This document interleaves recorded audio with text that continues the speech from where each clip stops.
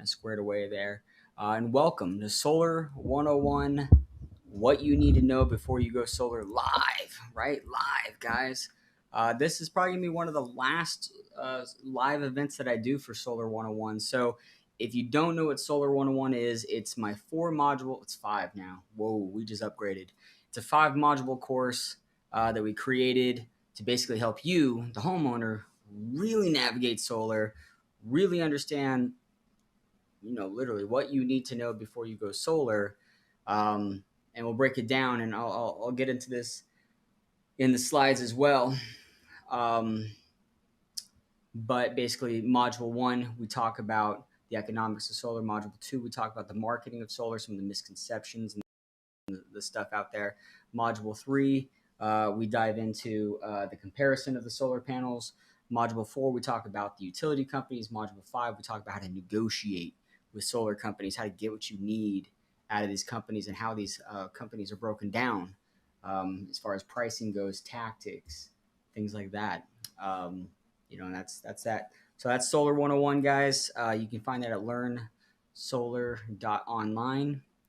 And I'm pretty sure I have some form of a link to it as well. But here we go, Solar 101. So Solar 101, scan the QR code, register for that. We're going to go through quite a bit of that actually here, but that course is always being updated. There's so much more valuable stuff kind of connected to it. There's really a lot of Thank you. There's really a lot of information that we're going to be adding to the Solar 101 Vault. A lot of great stuff is always added there too. There's a lot of resources. Warranty data sheets will be uploaded there. The 40, which is actually like now 70 question PDF to ask a solar company to identify red flags, to see kind of what it looks like out there when it comes to dealing with these solar companies. Excuse me. If you guys don't know, I'm a recovering cancer patient, and I have graft versus host disease. So I'm on a bunch of meds that drive my throat out. So talking is it's not my strong suit. But we got Haley. She's going to be assisting me with this. I'm going to try to go as much by the slides as I can. However, we're going to do some internet stuff. We're going to jump online. We're going to take a look at some of these websites, some of these examples. I'm going to do some live demos with you as far as module 2 goes. So we're going to look at some marketing live. And by live, I mean I'm going to play some videos of from the course. But basically, it's me going through kind of Facebook and YouTube ads, kind of breaking down what I think they mean when they're talking about their solar marketing. I try to give them the benefit of the doubt, but it is what it is. So let's hop into the slides here. But I'm super excited you guys are here. It's an honor. I'll kind of break down what I'm doing, leaving the solar industry, essentially no more quotes. My dealership, I'm actually passing that off to a partner. Really, really cool. They're going to do whatever they want with the solar company. They're going to take kind of what I've built and rebrand it for themselves. It's going to be great. But if you are one of my customers, or one of my customers, or you become one of my customers in the next time frame, and you go solar with me, you become part of the Solar 101 community, you become part of my family. I'm going to take care of you. I'm going to make sure that everything is good for you. But let's hop into the slides here really quickly. Let's get rid of all that fun stuff. See what we can do. Awesome. And then, follow me on Instagram, right? There's a little QR code up there. But Solar 101 live, guys. Super exciting. Let's hop into it and see what we can do here. Awesome. So who am I? My name is Jordan Tackman, aka the Solar Kid. I gotta update that. I used to be the AZ Solar Kid, and then it became the Solar Kid because I ended up working in multiple states. Then I came back to just Arizona because I love this place and I know this utility very well. The market here. You can find me at facebook.com/jtacklive. I'm the owner of Shock Solar Energy Solutions. I'm the founder of Solar Advocates and Solar 101, what you need to know before you go solar. You can find us on learnsolar.online. You can find us on solar101.online. Great resources to look into solar. I'm a green designated realtor. What that basically means is that I sell solar homes, right? I'm designated. There's only 180 of us in the state of Arizona that went through the National Association of Realtors course for green energy homes. It's not just solar though; it's about energy efficiency. It's about SEER ratings and understanding efficiency with the air conditioners, insulation, duct sealing, aeroseal. How these things really translate to green features for your home and how you can get resellability out of your home. I'm highly recommended on nextdoor.com. I'm very blessed to have so many customers out there, speaking about me, whether it's good or bad, mostly good. um, they're on Nextdoor and they're always tagging me in really good topics, information, things like that. Maybe that's one of the reasons why you found this live stream is because one of my customers shared it. But that's that. We're on nextdoor.com. Super cool. So I've done over 3.5 megawatts installed of solar, which it translates to have helped about 1,500 customers go solar and save money. I've also helped a lot of people not go solar. I've told them that it's not a good decision for them.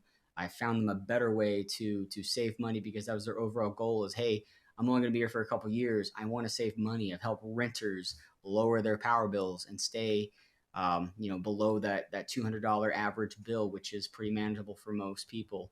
I typically work APS. I do have a team in SRP, but we're going to talk about both of those. I'm an Army veteran. I was in the military for about 7 years. Got out, transitioned, started a few businesses. Well, I started one. I started my computer company, and then ended up into door-to-door sales for solar with Solar City Tesla. And then that kind of evolved into the next thing, the next thing, the next thing. That's who I am. Eventually this thing will load, right? So why am I doing this? Why did I set up Solar 101? Why have I created this community, of advocates for solar energy? The main thing is on the screen there is I wanted to create a singular point of education that really had the purpose of teaching homeowners everything they need to know before they go solar, how to do the research for themselves, how to navigate the solar world and understand it better before ever talking to a solar company, a solar sales rep, anything like that, and really how to weed out the information and identify what is true and what is not true. I wanted to sort through all the myths, the facts, the pros, the cons, and help you arrive at a solid foundation where you can be like, hey, do I go solar or do I not go solar? Like, what's the right opportunity? What's the right chance and choice for me?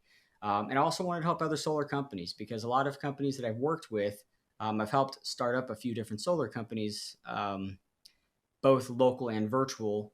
I've helped start up call centers, ethical solar sales. I have to remember the website for that. I think it's like ethicalsolarsales.com or something like that. But basically, we wanted to help teach sales reps how to actually sell solar correctly, how to do it ethically, and how to really help the homeowner identify if it's going to be a good fit for them. So Solar 101 is also a training tool for these solar companies to really help and advance their sales teams, because what I found is a lot of companies fall back on a situation where they're like, hey, welcome to the company. Here's a 3-day boot camp.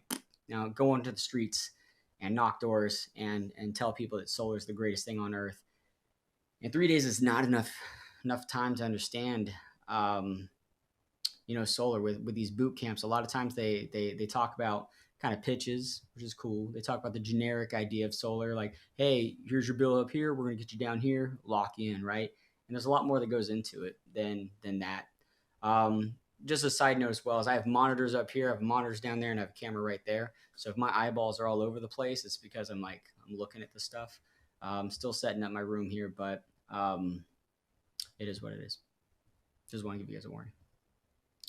So what we're going to cover today, and this is all pretty much going to be found on learnsolar.online. But again, we're going to breeze through it. We're going to give you kind of the meat and the potatoes of everything you need from these courses. That way you have a solid foundation to say, you know what, I will register for Solar 101 and I will learn more and be part of the community with Jordan. But again, module 1, we talk about what is solar, how does it work, what are the economics of solar, what are the frequently asked questions. We're going to answer those for you.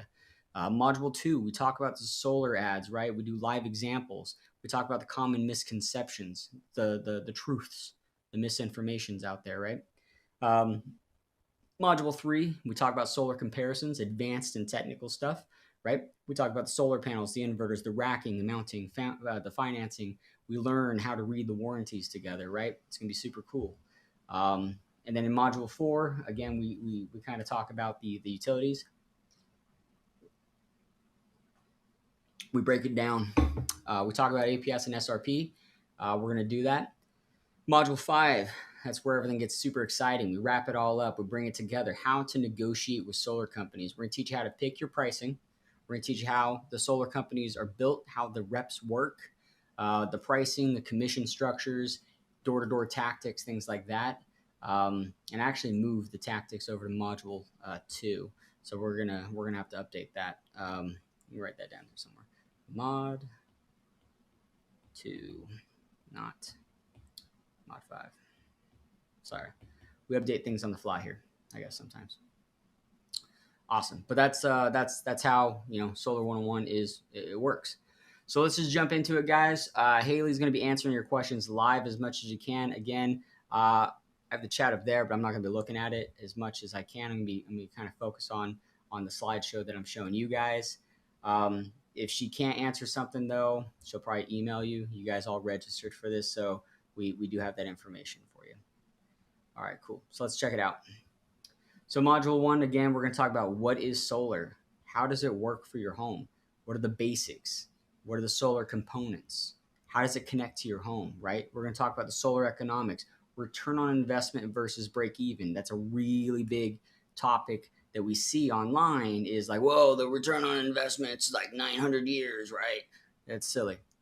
Return on investment, what that actually means from an investor standpoint. We're going to talk about net metering versus net billing. That's a new way that things are being done here with the public utilities in Arizona. California just whopped their crap over to net metering or net billing. They call it net NEM 3.0 or something. Got to give it a cute name, right? We're going to talk about ways to go solar, right? The financing option, lease, financed, cash. And then we're going to talk about the frequently asked questions. So the first step is, how does it all work? What is solar? How does it make sense? So here's the basic definition of it is solar radiation is light. It's also known as electromagnetic radiation that is emitted by the sun. While every location on Earth receives some sunlight over a year, the amount of solar radiation that reaches any one spot on the Earth's surface varies, right? Solar technology captures this radiation and turns it into useful forms of energy. And you're most likely familiar with what PV is. It's photovoltaic. It's basically the cells in the solar, which it's utilizing the solar panels. When the sun shines onto these solar panels, the energy from the sunlight is absorbed by the PV cells in the panel. And this energy creates an electrical charge that moves in response to the internal electrical field of the cell, causing electricity to flow back and forth, charge, wow, and then that goes into your home.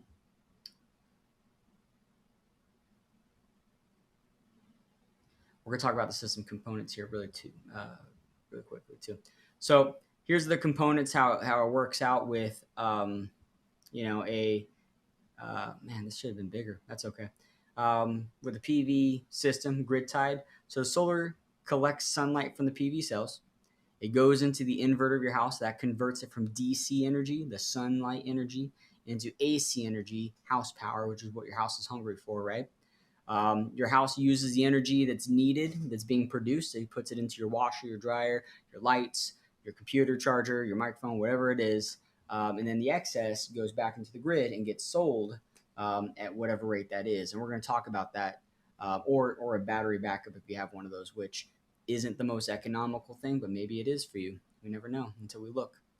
Basically, it goes into your battery, and any overflow will go back into the grid and get sold back to the public utility at whatever rate they're currently buying power at when it comes to working on your house, right? So the solar components for like a cell, there's the cells, there's the solar panels. We call them modules. So basically, it's the big glass thing up on your roof where all the cells are connected to, and then there's all the solar panels together, which we call that a solar array, right? And that's I think I talk about in a second, but it's measured in kilowatts. So a system size is kilowatts, a panel is watts, and then the energy it produces is kilowatt hours. So keep that in mind as we go forward. These are terminologies that you're going to want to know. Yep, here it is. So system is measured in kilowatts. Electrical production is kilowatt hours.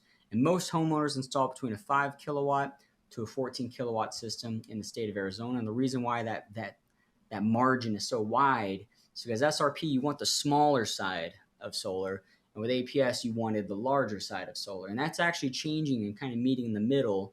And by meeting in the middle, I mean it's more APS is going towards what SRP has become. And that's kind of where we're going to end up in the next couple of years is small baby systems in Arizona. Will it work? And we're going to talk about that in a second. But that's how the things are connected there. You can see that I actually don't even know what that says. A 3 kilowatt solar panel array to scale using so 250 watt modules here, panels. So you can see with 1, 2, 3, 4, 5, 6, 7, 8, 9, 10, 11, 12. So 12. Anyway, you can see that. Pretty cool. I don't know. That's just showing you what an array is, apparently. So you have the racking system as well. That's how it gets put up on your roof. You have the inverter, right? That converts it from, again, DC to AC energy. The systems that I use, for example, use what this arrow is pointing at, which is a microinverter. And this is what's on the bottom of every SunPower panel, for example, is a microinverter. A lot of systems out there using micros now. It's pretty much in phase. They're like the dominant microinverter of the market. Super cool. However, we're moving away from these standalone string optimized inverters and moving into microinverters. It's just a better system. We'll kind of talk about why that is in a second. But looking at that, these are the main components that go into solar. And again, this is Solar 101, guys. We're going in slow. We're going in with a little bit of information. If you already know this, stay patient because some people absolutely don't know any of this stuff. And you want to actually know everything. Like I said, it's called What You Need to Know Before You Go Solar. Did we skip a slide? Kind of. How does it connect to my roof? Again, using the racking system right there. So on the bottom here, this is a good, like, nice little rack system. Up at the top corner here, this is how SunPower does theirs. They actually do full tile and shingle replacement for theirs. Creates a bevel. It's a more watertight, water sealed installation. That also varies into your cost of your system as well. There's 2 different types of solar. A lot of people get confused by this, and there's actually pretty funny seeing marketing out there when they show the big glass thing up on the roof, like solar, but they don't realize that that's like a solar water heater. So there's a solar photovoltaic PV, which converts the sun's energy into electricity. And then there's solar thermal or solar hot water. It uses solar energy to heat air or water, basically runs it through the PVC, the pipes, the conduits, and puts that into your house and basically, heats up water from the sun and then, puts that into your hot water tank. Or you can use it real time, but a lot of times it goes straight to the hot water tank and then that saves you energy. So super cool. 2 different ways solar can save you money on that. So again, recap it. With solar panels, the modules have cells, they have glass, they have the back sheet. That makes up the actual panel. And there's little solder points and things like that. The inverter, there's a DC inverter, there's microinverters. The big difference there is with an AC inverter, it converts it at the solar panel, right? And this is something that I don't think we really talk too much about. It's definitely in the modules, the courses, but I don't think I put it in the slides here. It's one of those things we want to break away from. So with a DC inverter, what happens is the sun shines, it hits the panels, and that creates energy, goes into the inverter, wow, wow, wow noises, right? It turns that to AC, and then that goes into your house circuit panels or the breaker, and then that is what your house is hungry for, and then it goes into the grid and does whatever it needs to do. With AC type panels, basically it converts it at the cell or at the panel, and then brings that into your house. It kind of doesn't skip a step, but it does make it more direct in its own way. And the cool thing is because if that big box on the side of your house, that DC inverter, if it ever goes out, that is the central focus point of your entire solar system. A lot of lease systems. Newer ones, not so much, but a lot of the older ones use these solar edge inverters. And what happens is if that inverter goes out, then you're 100% back on the grid and you're not producing solar, right? You're not producing solar. You're not being able to use what you're producing. The sun might be hitting it and it might be creating that electromagnetic womp womp. But what ends up happening is that doesn't go anywhere. It doesn't convert. Your house doesn't get it. It's hungry. It's not getting what it needs out of it. So keep that in mind. Microinverters are super sexy because if one panel goes out, for example, this one that's tilted up off the array here, if that was ripped off the roof for some reason, all these other panels are independent of each other and it's working at full force. So instead of going from 100% to 0%, you're at 99% or whatever you want to, whatever the numbers end up being. Racking, there's railing, clamps, flashing, mounts, pucks, things like that. These are words that you'll probably never hear, but it is good to understand it. And to understand again, PV is not the same technology as solar water heating or thermal. These are two different technologies. Keep that in mind. Some people they kind of misconnect the two. Misconnect? They indirectly connect the two. We'll see. So the solar economics, let's talk about how solar breaks down and how it works, right? How does it save me money? How does it even work in the grand scheme of things? So here's a few things to consider. Solar is a long-term game. A lot of people think when you go solar, you're just saving $1,000 and the checks start flowing in and you're a hero and Captain Planet is out here giving you a handshake and saying, thank you for saving the planet, right? It's not what's happening. Solar is a long-term game, but you have to remember there's also no moving parts, and there's about a 20 to 40-year lifespan depending on the type of panels. We're actually onto the 40 year kind of side of things as well before you actually need to worry about replacement of solar panels or things like that as far as efficiency goes, right? So in the state of Arizona, the average residential utility rate is about 13 to 16 cents a kilowatt hour. And again, that's because we're going from APS to SRP, TEP, somewhere in the middle, and there's all the electrical districts throughout the state and the co-ops, as they're called, that kind of take into that number. So 13 to 16 cents is the average, but the two main utility companies that we deal with, APS and SRP, SRP is between 8 to 12 cents depending on which rate plan you're on. And APS is between 15 to 18 cents, depending on which rate plan you're on. And remember, they both have fixed rate plans and they both have time of use plans. They both have demand plans. They both don't. So these numbers are just based off of the averages. So you might be like, well, my bill's like 18 cents. Well, my bill's like 29 cents, right? Keep that in mind because, like, for example, APS's on peak rate right now is about 29 cents a kilowatt hour, while their off-peak is 10.8 cents a kilowatt hour. So really big margin between those two. But when we met in the middle, we're around that 13, 15 cent average for that utility company. Raising energy prices. Arizona's gone up about 4.03% since September of 2020. To give you an idea, that's brought us up, between 12.65 cents a kilowatt hour and 13.1 cent a kilowatt hour. These numbers are where we're kind of sitting in the main average, right? And it's going to get worse in a second. So solar economics, pricing and investment, it varies system to system. One of the big things I can't stress enough, and there's going to be a lot of these can't stress enough moments, is your system, your neighbor's system, the guy who lives 26 miles down the road and to the left a little bit system are not going to be the same. No solar is created equal when it comes to these type of things.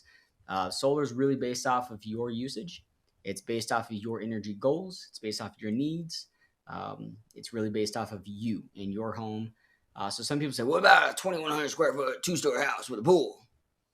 That's information, but it's not enough information. How many kids do you have? Are they moving in? Are they moving out? Do you have an electric vehicle? Did you get a fish tank that has a little pump on it that's actually not as efficient? Did you get a pool pump in your backyard? Is it single speed? Is it variable speed? What tonnage is your air conditioner? Do you have insulation on your house? Do you have leaky windows, leaky doors? What kind of flooring do you have?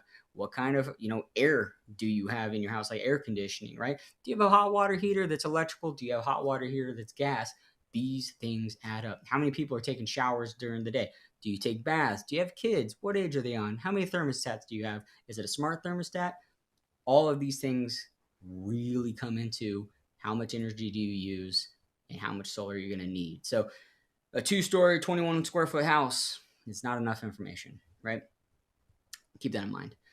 For solar ownership, typically the return on investment, the positive return on investment, is around month 3. Okay, um, three on 3 and so forth, right?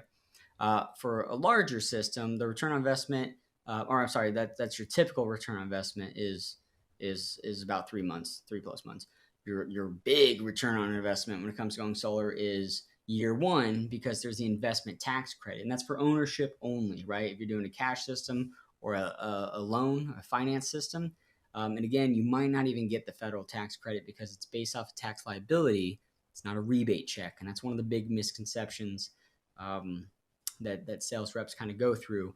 Is they sit there and pretend that they're CPAs, and they say you're going to get this huge check back from the government, and you don't sometimes, especially if you're retired on a fixed income.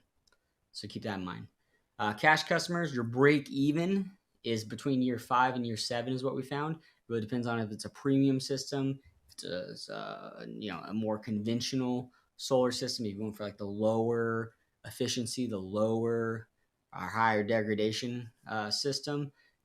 These numbers can vary, right? The return on investment, though, is a return on investment. It's not a break even. It's when do I start to make money on my money.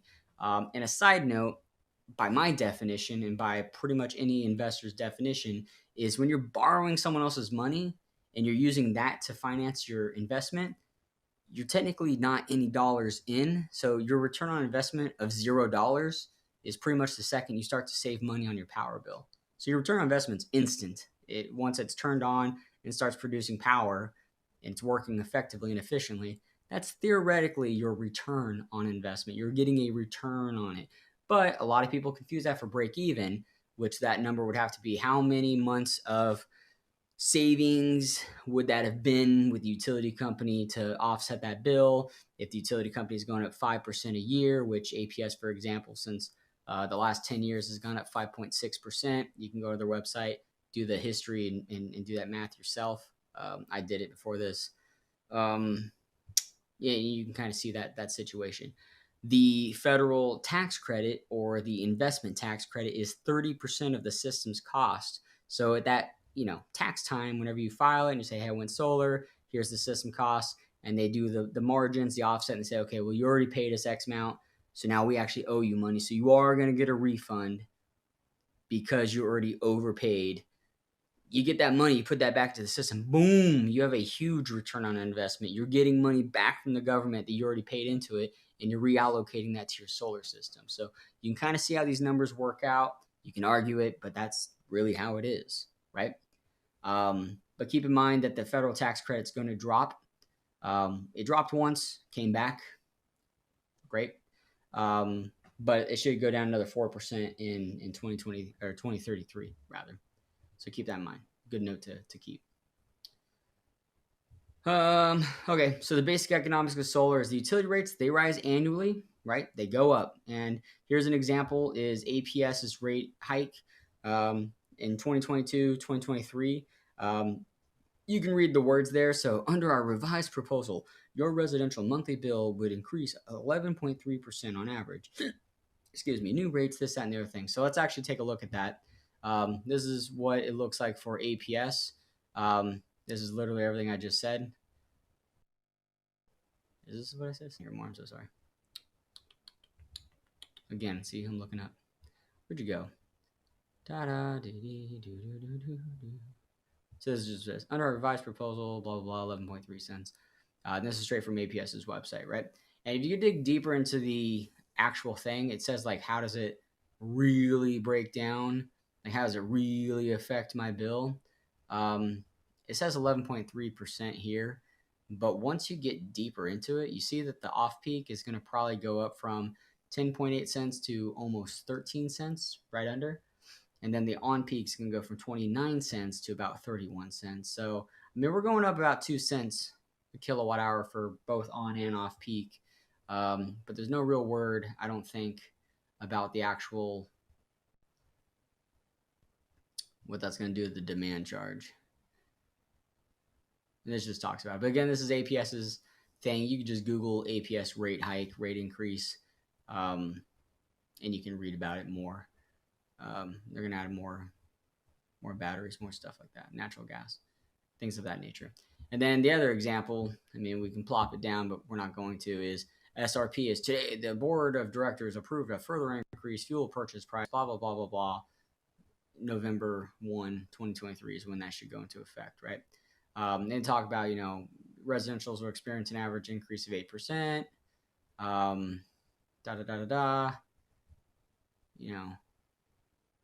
The average customer using 1188 kilowatt hours would see 1188 a month, so that's 10%.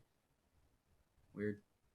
And so on and so forth. And again, just to get to this, all you have to do is Google SRP rate increase and see what you can get off of that, and that should really help you out and understand it a little bit better, right? So that's the examples there. Solar, though, it's a locked-in situation. So whatever utility company rate plan you're on, when you go solar, you enter into a not net metering, it's a interconnection agreement.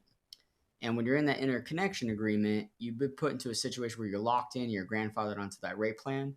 And then solar on the other side of it, say you're financing the system where you get a 0% lease or you cash purchase it, that rate doesn't change for you, right? So solar is a pretty fixed situation unless you choose it to go up or you keep your tax credit or you don't get it and you don't put that back to the system around month 18, month 16 for some financing companies. That rate might go up once and then it's locked in again forever, right? Until you pay off the system. The reason we bring that up is because it's like, hey, these are the things you need to know. But two, it's a fixed situation. So that's one of the big reasons why people go solar is they want that, hey, let me stop the train here. Let me stop the inflation here. Let me hedge against inflation and increasing rates. Let me grandfather into that rate right there. And then let me replace all my power at a lower locked-in rate from solar. And again, if you have SRP, you might want to switch that around a little bit because the idea there with SRP, and we'll talk about it, is you want to get as much power from the power company as possible in most cases, unless your goals are different. But it's because it's at such a cheap kilowatt hour rate that if you get all that and then the rest of it's from your solar, you're in a good situation, right? And again, we'll talk about that in just a second. So don't get too worked up. Don't get too scared. We're going to breeze through it. We're going to talk about it though. So net metering versus net billing. This is one of the big things that changed, and we'll probably talk about this a couple times throughout this thing. But net metering was super cool, man. It was one for one, and SRP still does it, but it's not like super lucrative. But basically, net metering was kind of like Chuck E. Cheese tokens. So if you had 500 kilowatt hours overproduced, you had to use 501 kilowatt hours before you started to purchase power from the utility company because you had these credits that were worth one for one. So if you used 500 kilowatt hours, you were at a zero situation, not a $0 bill, because these Chuck E. Cheese tokens or these kilowatt hours do not translate into dollars. They didn't. So if you still had the customer generation, the delivery service charge, transmission, blah, blah, blah charge, whatever, state and federal taxes, that was dollars. That was money. You can't use these Chuck E. Cheese tokens, these kilowatt hours, as currency to pay down your taxes. You can't do that. But what ended up happening was around 2017, for example, for APS, August, and everything before 2017 was net metering. Everything after August or September 2017 was net billing. And what net billing is, basically dollar for dollar, not dollar for dollar, dollar for credit, dollar for kilowatt hour purchasing, right? And what that basically means is if you overproduced 500 kilowatt hours at the original rate, you would have been right around $68 credited, purchased. You sold power back 500, and I want to make sure that's right, but 500 times 0.129, 64, yep. I don't know what I said, but $64 is what your your credit would have been, right? And so what happens is now if you bought power from the power company, you're like, well, that was $30 worth of power purchased. Now you have $34 left over in credit because you started to buy that down with your overproduction. Well, now I got $10 taxes, fees, transmission charges, things like that end up being $20. Well, great. Now you got $14 negative that APS owes you. Let's roll that over to the next month. And then what happens is that would build up. As the winter months, you're using way less power, but still producing a lot of solar, bigger negative bills. And then the summer came, boom, boom, boom, boom, boom, started bringing that down because you're starting to use that money that you overproduced and you kind of stored into APS's bank, right? That's a big difference to today. And we'll talk about that in a little bit. I don't think it says anything about the drop on that, but you receive a dollar amount of your power that exceeds your production, and you can typically, anything after $25, you could cash this in and be like, hey, I want my money, and they'll write you a check for the difference there. So when you go solar, you have two real payment options. I mean, there's a third, but I mean, you have two real situations. You can either own the system or you don't own the system, right? You can lease the system or you can purchase the system, right? When you lease the system, you pay monthly for your power. As the solar company, we own it, we maintain it, we monitor it, we insure it, we install it, the whole 9 yards. All you're doing is buying the power it produces at a cheaper, and I recommend this, locked in rate. So 0% escalator is where you want to be, but some people chase that smaller kilowatt hour charge price and they go for an escalating rate. Because again, remember this, the utility companies go up about 5% a year, and this is APS specifically, but they go about 5% a year. And if your solar is only going up 2% a year, there's 3% difference there that you're saving. So you're still going up month or annually, but you're going up a lot less than the power company is. You're not seeing these big rate increases, right? So for example, I mean, there's an 11, according to APS's website, percent rate increase. If your solar is only going up 2%, you still dodged a bullet on that situation. Think about that. With ownership, though, I didn't even get into that. With ownership, you get to own your system. You generate your own power, and you keep producing even after the 20, 25, whatever the term is, year on your system because you own it. So once you pay it down, whether that was cash day one or you finance it and you pay it off year 5, year 10, 15, 20, 25, whenever, you basically are now owning a power plant up on your roof, or if you have it ground mounted, you own that power. So now, as long as it's producing power, until it really just crumbles and stops working, you're fighting inflation and you're fighting the utility company. So it's super cool in that aspect. And we can talk about the pros and cons of each, down the road if you're interested. Let's go in a little bit deeper though. With the lease type system, it's free installation, right? It's always free installation. Like, don't let that be like the buzzword that gets you. You pay by the month. It's 25-year agreement. I don't think I've seen anything less than 25 years in a long time for leasing. You can prepay some or all of your power for a discount. It comes with monitoring, maintenance, insurance. It's always included. Subject to qualification, which is pretty much now at this point like a 650. If you're lucky, there's some companies that do 600, but 650 is like the average credit score. And then that's really it. You have to be the homeowner, right? With ownership type systems, though, you own your system, you generate your own power, you increase your home's value, which, as a green realtor, I'm going to tell you, isn't going to be super lucrative. You're not going to get a $60,000 solar system and then now your house is worth $60,000 more. It's not how it's going to work. You're not going to get a $60,000 solar system and your house is worth $40,000 more all of a sudden. It's not how it's going to work. You're not going to get a $60,000 and now your house is worth $80,000 more. It's not how it works, right? There's a lot of little variations that go into that. And once you go solar, and if I'm the one that helps you sell your home, I'm going to break this down for you. I'm going to make the new buyer understand it. I'm going to get the appraisers on the right team, the right page, and we're going to basically make this make sense for you. But just keep that in mind that it's not like this one-for-one ginormous situation where it's like you go solar and now your house is, worth 3x, right? Keep that in mind. You can receive premium service with your purchase, including all warranties, production, monitoring, and guarantees. 10-year roof warranty typically is the standard for the industry. 25-year workmanship warranty seems to be the standard.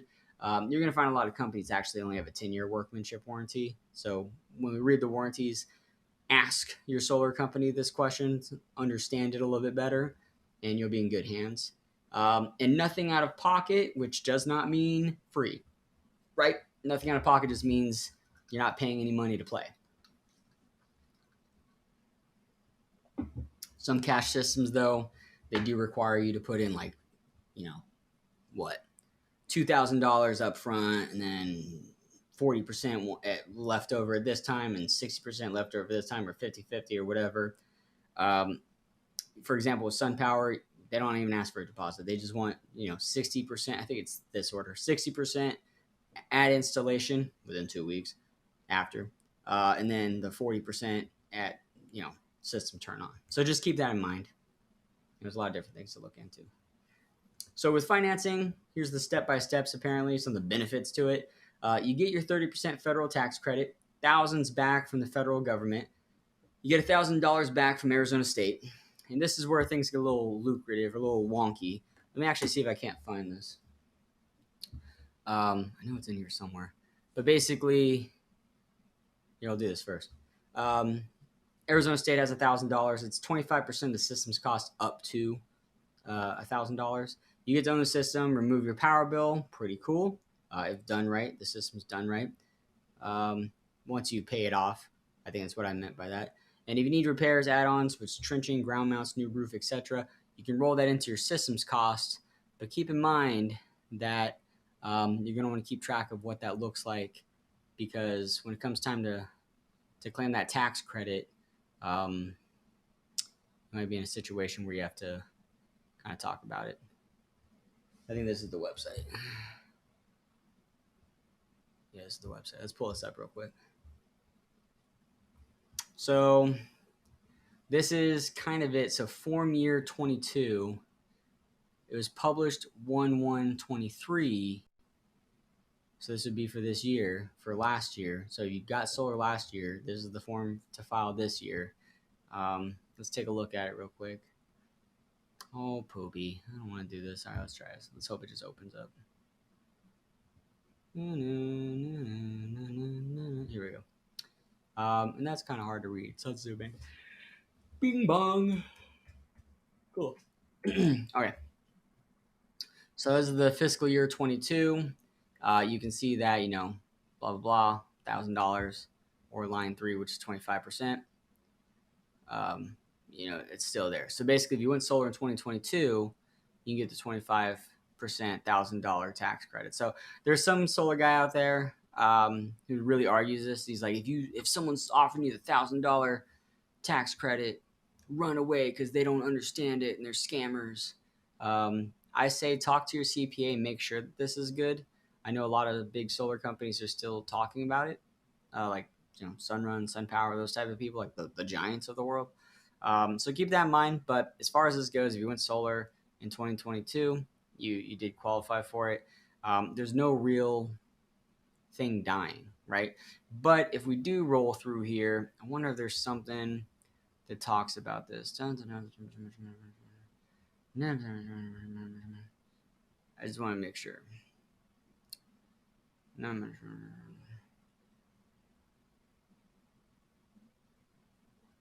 This is like the rollover. Yeah. So let's take a look at the instructions. I gotta download the instructions. Dumb. That's okay though. So this is what I wanted. So if we read this, let's zoom in on this. Boom, boom, boom, boom, boom. Cool. For 310. So the solar energy credit for buying and installing a solar energy device is 25% of the cost, including installation. $1,000, whichever is less. If you install another device in the later year, the cumulative credit cannot exceed $1,000. Let's see.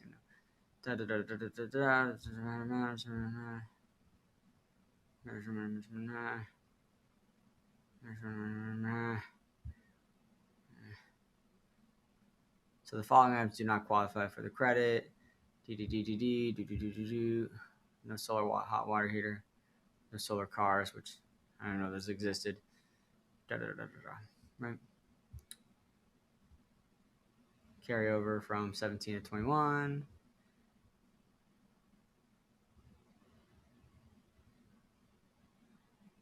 Yeah. And I'm not going to beat this dead horse too much. I just want to see if the instructions, like said, like everything after 2022 is no longer solar or is exempt, which we're not even going to get that out of this. I'll leave these windows open though because I want to put this in the email at the end of all this. Give it to you guys. That we have all the resources that we talk about. Put in the Solar 101 module too, actually. Anyway, that's that, guys. So let's move on to the next round, right? The next situation. At the end of the day, though, when you go solar, it does feel good. I've had solar on 1, 2, 3 of my homes so far. The other 2 are investment properties, and I'm not going to put solar on that just because that's the fine line, technically, by financing standards.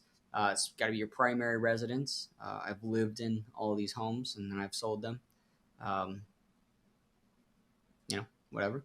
But at the end of the day, it feels cool to go solar because you can do it for the green aspect. You are helping the environment its own way. And there's the argument of like, well, the carbon it takes to create the solar panel.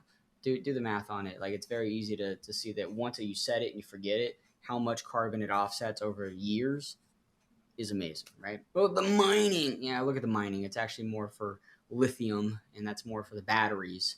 And it's actually cobalt, which we're trying to find a better way to get around that. It's a stepping stone, but we're not going to talk environmental today. We're just going to talk about the basics, right? And experience firsthand how good it feels to go solar. I welcome you to do that. Let's go solar right now, guys. Let's click on the link below. I'm just kidding. But yeah, it feels good to go solar, right? That's a beautiful photo. So we're going to talk about some of the frequently asked questions about going solar. And again, guys, we're still in module 1. A lot of information being thrown at you guys. I hope you guys are taking notes. If you haven't yet, now is the time to pull out a pen, a paper, an iPad, pencil, and start taking notes because this information is super good. It's really going to help you guys, and I really think that it's something you guys should be looking into. Arm yourself with information, guys. That's all I can tell you. So let's go forward. We good, Haley? Oh, wow, there's a lot of... Okay. And we're going to do this on replay, too. So, I mean, I hope I can get the replay out to people because I'm not trying to, like, be like, whoa, if you didn't see my thing. Like, no. Like, get it. Frequently asked questions, though. How does it connect to my home? What happens if the power goes out? Homeowners insurance, maintenance. How long do these bad boys last? Warranties. What makes a good solar home? Things like that. Let's get to it. Now I have hiccups. Great. How does it connect to my home? Let's talk about the power, right? It's simple. It's a simple connection. Most homes, electrical systems don't need major upgrades or any upgrades at all.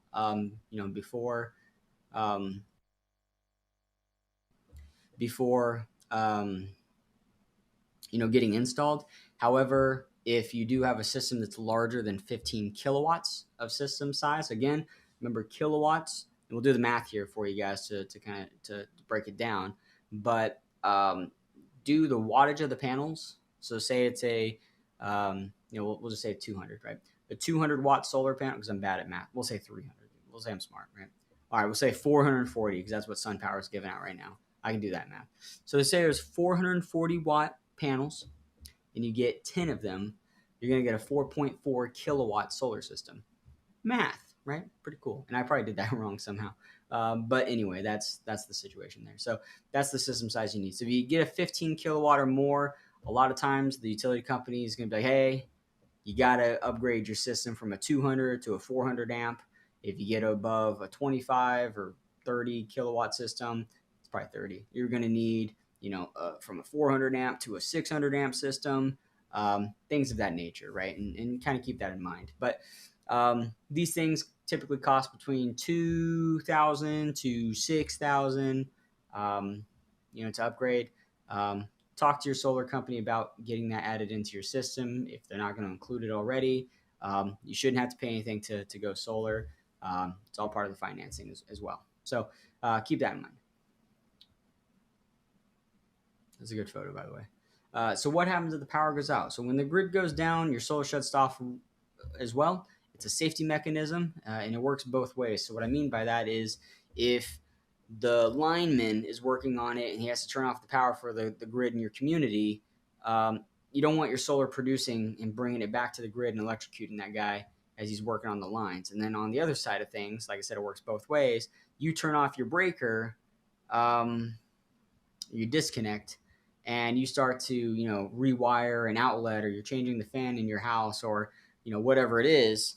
You don't want your solar to electrocute you and zap you. So when the power's out, solar's out. And the real big, you know, obviously the thing that stops that is if you have a battery, because it's going to go to the battery and the battery is going to be powering back and forth type situation. But I recommend that if you're turning the power off for a safety reason, then you're going to want your battery to because batteries don't go back to the grid for the most part. They don't flow into the grid. They just kind of stop. So if they're full, they stop collecting energy at that point. And there's a bunch of different modes on these batteries as well. But we'll talk batteries later on. Homeowners insurance. The good news: most homeowners insurance covers solar panels. Pretty cool. Sometimes there's something called a rider.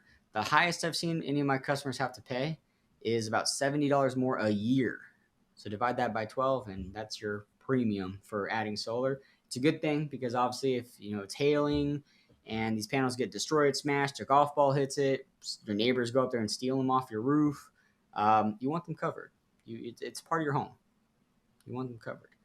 Your insurance company might require an add-on or a separate policy for certain types of solar panels and systems. If you live in Florida, which I don't know how you'd be seeing this and understanding anything that I'm saying as far as utility companies go, but Florida is really hard for solar and insurance. It's a booming market, but let me tell you, it's very strange out there.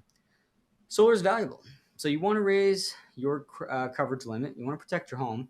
Your insurer may or may not cover damage caused during the installation of the process, but that's where the workmanship warranty comes in. Um, keep an eye on that type of thing. It's, again, your investment, guys. Keep an eye on it. Whether you buy or lease your system, you can make a difference in your policy. It can make a difference in your policy. In regards to homeowners insurance, use quality solar panels and well-vetted installers, right? Don't just get some fly-by-night father and son installer that's going to disappear off the face of the planet. You want someone who has a lot of reviews, someone who's been around for years and years and years and is in multiple states, multiple markets. These are good indicators of a great solar company that is trustworthy and it will be around for a while. But yeah, keep an eye on that type of thing. You'll be good to go. Whoa. I don't know what happened here. Sorry, 1 second. My thing's freaking out.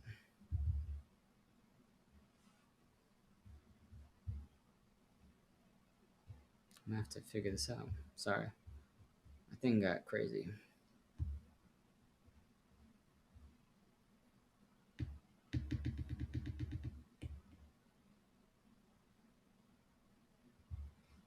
I don't know. We'll come back to that in a second now. I need my pad a little bit later. Doo-doo-doo. All right, cool. Whatever. So that's homeowners insurance, guys. Let's go to the next one. Maintenance.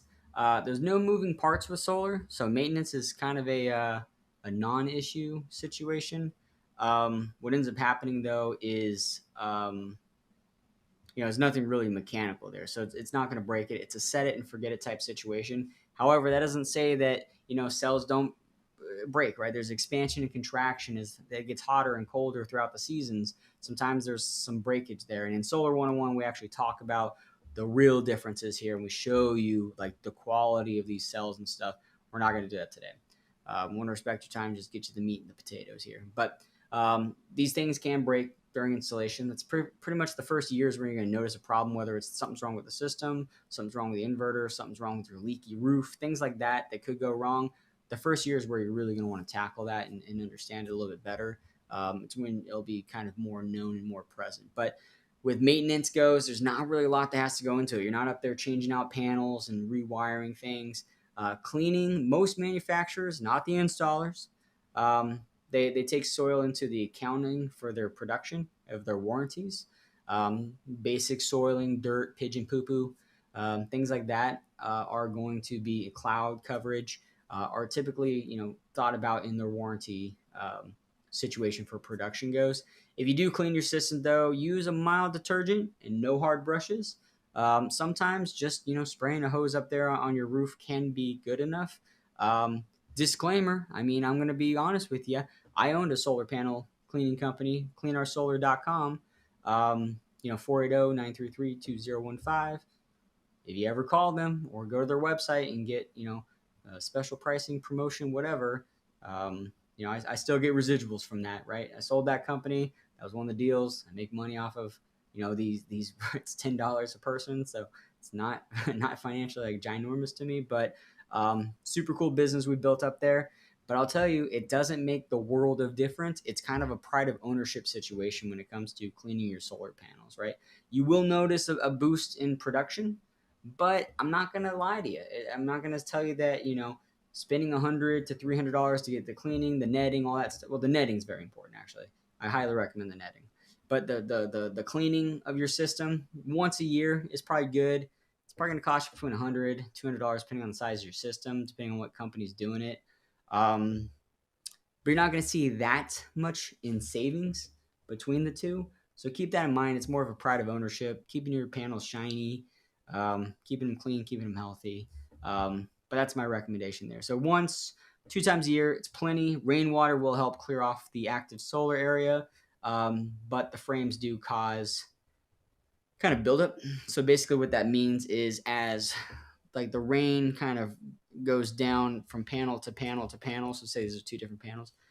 It gets caught into like this frame. So it goes from the top of this panel down to the bottom of this panel. It gets locked in the frame. So you're basically just moving the dirt and the mud from one panel to the next. And then that bottom panel does get kind of kicked up. So I have seen the bottom of the arrays to be like 2 inches thick of just dirt on the bottom from where like the dirt and mud collect from all the rainwater. So keep that in mind that there is, rain doesn't do everything for you. But I digress. That's something to think about. How long do my systems last? A lot of people, for some reason, think that 10 years is like the number. They're like, 20 years. 20 years, you need a whole new system. It's dog shit at that point. Sorry. I'm getting out. I'm getting out, man. I'm moving on. I can say what I want. You need a new system after 20 years, man. No, stop. 20 years ago, maybe we just got rid of like the first generation of solar panels. But in reality, degradation of the panels, the low end systems produce 75% after the 25th year. So you still have 75% life of production out of these panels at the 25th year. I wouldn't throw that away. They're like, oh yeah, you got 75% of your car, but I gotta get rid of this. I gotta get rid of this car. It's dirt. It doesn't work anymore. No, it still works. It's great. And that averages about 1% a year. Mild or mid rather, or conventional systems, the cheaper, more economical solar that you're going to be seeing from a lot of these companies, the Q Cell, the Longi, the Silfab, right? Those ones are typically around 80 to 82% after the 25th year. It's about 0.6% a year degradation, right? You're going to be seeing that. Canadian panels, those are pretty good there. Indian panels, things like that. Those are out there. But then you get the higher efficiency systems, right? Those are going to produce 90, 92% after the 25th year. And we'll look at the warranties to show you that live in a sec. But that's, 0.25, 0.26% a year degradation. That's pretty good. So after 25 years, would you throw away a 92% solar system? You wouldn't, unless you're silly, right? Inverters vary, but they don't constitute a need a complete solar system. Inverters, $2,000, $5,000 maybe down the road. But keep that in mind and identify your warranties, and definitely make calls before that warranty period ends, because you want that swapped out before then. Cool. Warranties against solars. Not all solar is created equal.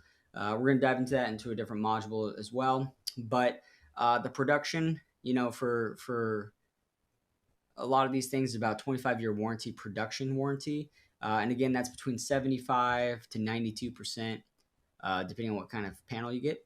The product or the manufacturer warranty is around 10 to 25 years, depending on what kind of panels you get. Roof warranties, depending on what kind of solar installer you're using, is between 10 to 25 years. For example, SunPower, everything underneath their panels is 25 years. Everything around it, though, is not. And no solar company is probably going to warranty your whole roof that they didn't touch. Maybe though. Ask them. It's a really good question. Inverters between 10 to 25 years. Yeah. Ask them about the racking warranties. That's a pretty big question too. I don't know. Um, I mean, I don't know what kind of parts. The racking is one of the most interchangeable things ever. Like, if you can save $1 here, I'm gonna guess they're going to. So, next question is, what makes a great solar site? Site good for solar? Roof faces southerly mostly. As we get into these new utility companies and how they're doing their new rate plans, west is becoming best because you want to get rid of that on peak energy as much as possible. You want to make sure you have enough roof space for your panels. You want to make sure you'll be able to mount it. Little to no shading. You don't want trees. You don't want anything crazy up there happening. Um, you want to be able to um, really take advantage of that sun because it's solar, right? Makes sense. Makes sense. Woo! End module 1, guys. That's fantastic. Keep the questions coming if they are. I hope Haley's answering those for you. That's the end of module 1, guys, right? We talked about the economics of solar. We talked about what you need to know as far as how these things work, the components, what makes up a solar panel. We talked about the frequently asked questions, and we're driving through. So what we're going to do is we're going to go into module 2 now, guys. This is where marketing happens. And again, if you're registered for Solar 101, there's about 10 plus videos, examples that we can use here. But what I want to do is I do want to pull up a source here. So let's actually find a video. Do I have them saved here? I don't. That's okay. We're gonna pull up a local video real quick. I'm gonna try to find it. If I can't find it, I can find it. Let's just do this module 2. Mod 2. I know it's under mod 2.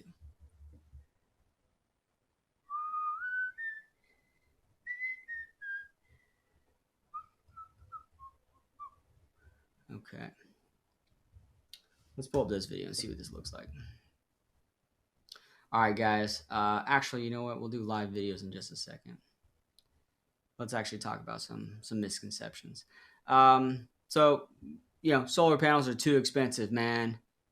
I can't afford it, man. And let's read these, right? So many people believe that the cost of installing solar panels is prohibitively high, right? While it's true that there is an initial upfront cost sometimes, if you're doing like a cash system, you have to pay that deposit. Solar panel pricing has decreased significantly in recent years, and there are various incentives and financing options available that can make solar more affordable, right? So it's not this thing that if you can afford a utility bill, which nobody really can anymore, you can afford solar because the barrier to entry is like nothing at this point. It's literally just credentials. Like, do you have credit? Can you qualify for a financing option? Great, no money down. Let's do it. Solar panels are bad for the environment, right? So some people believe that the manufacturing and disposal of solar panels are harmful to the environment. In reality, the environmental benefits of solar energy far outweighs the environmental costs associated with production and disposal. Solar panels produce clean, renewable energy and reduce greenhouse gas emissions. In Yuma, we actually just opened up one of the first solar recycling plants, um, and it's taking care of like the first generation of solar, right? So go Arizona, go Yuma, right? We're paving the way for awesomeness. Um, so just kind of keep that in mind as far as recycling goes, right? And SunPower is a huge contributor to like solar recycling. They even got to the point where like they grind up their solar panels and turn them into like reflectors for the roads, right? Um, and they also use like the 65% panels left over. They merge those together and still use those to create some energy. Pretty cool. Solar panels require a lot of maintenance. No, they don't. Solar panels are relatively low maintenance. They require occasional cleaning to remove dirt and debris, but there's no moving parts that require regular maintenance. So many solar panels in the systems come with warranties, and they last for decades, right? Solar panels store excess energy. For some reason, this is a weird misconception, but solar does not store the energy. No, solar panels generate electricity when the sun is shining, but they don't store the energy at all, right? You'll need a solar battery backup, to store the surplus energy for use at night or during major cloudy days, but solar panels do not store energy. Solar panels only work in the south, right? Solar energy can be harnessed effectively in many parts of the United States, not just in the sunny southern, parts, but they're kind of there.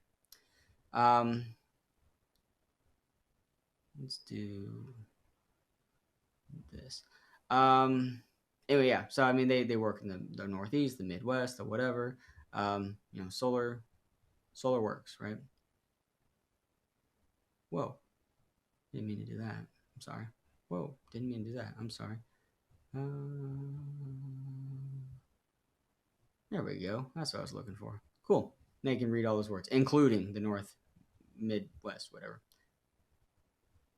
Sorry, I'm new at this.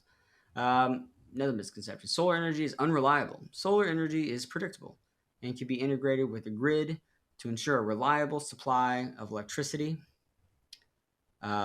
Additionally, combining solar power with energy storage solutions can provide continuous power even when the sun is not shining, right? Another one. Solar panels don't work in cloudy or cold climates. No, it's not right, man. Solar panels are still effective in cloudy or cold climates. While they do perform best in direct sunlight, moderately, and objectively, they also do produce a little bit less in direct sunlight, like hot climates like Arizona. Modern solar panels can generate electricity even on the cloudiest days and still be a viable option in regions with less sun. Right? Here's some misinformation, right? So this is where like the solar companies are talking about, free government incentives, right? This is where we're going to start getting into like some of these red flag statements that you need to be looking out for. So let's kind of keep this in mind, right? So false promises of free solar panels. Some companies, they even promise free solar without adequately explaining what that actually means. It means there's a long-term contract involved or a lease where you are still paying for the solar system over time. They make it sound like it's free and the government's giving it away. They exaggerate the claims for savings, right? Companies, they exaggerate the potentials for savings from solar. They make it sound more attractive. A lot of the door-to-door guys will do this. A lot of the marketing will do this.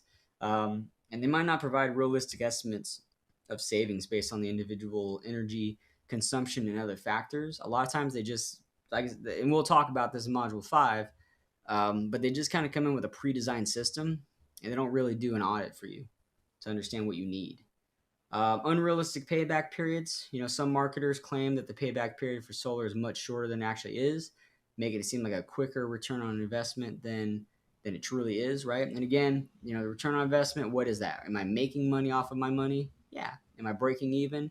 No, right? So keep that in mind. Even I worded it incorrectly there in my own opinion. But on the grand scheme of things, we'll call it what it is.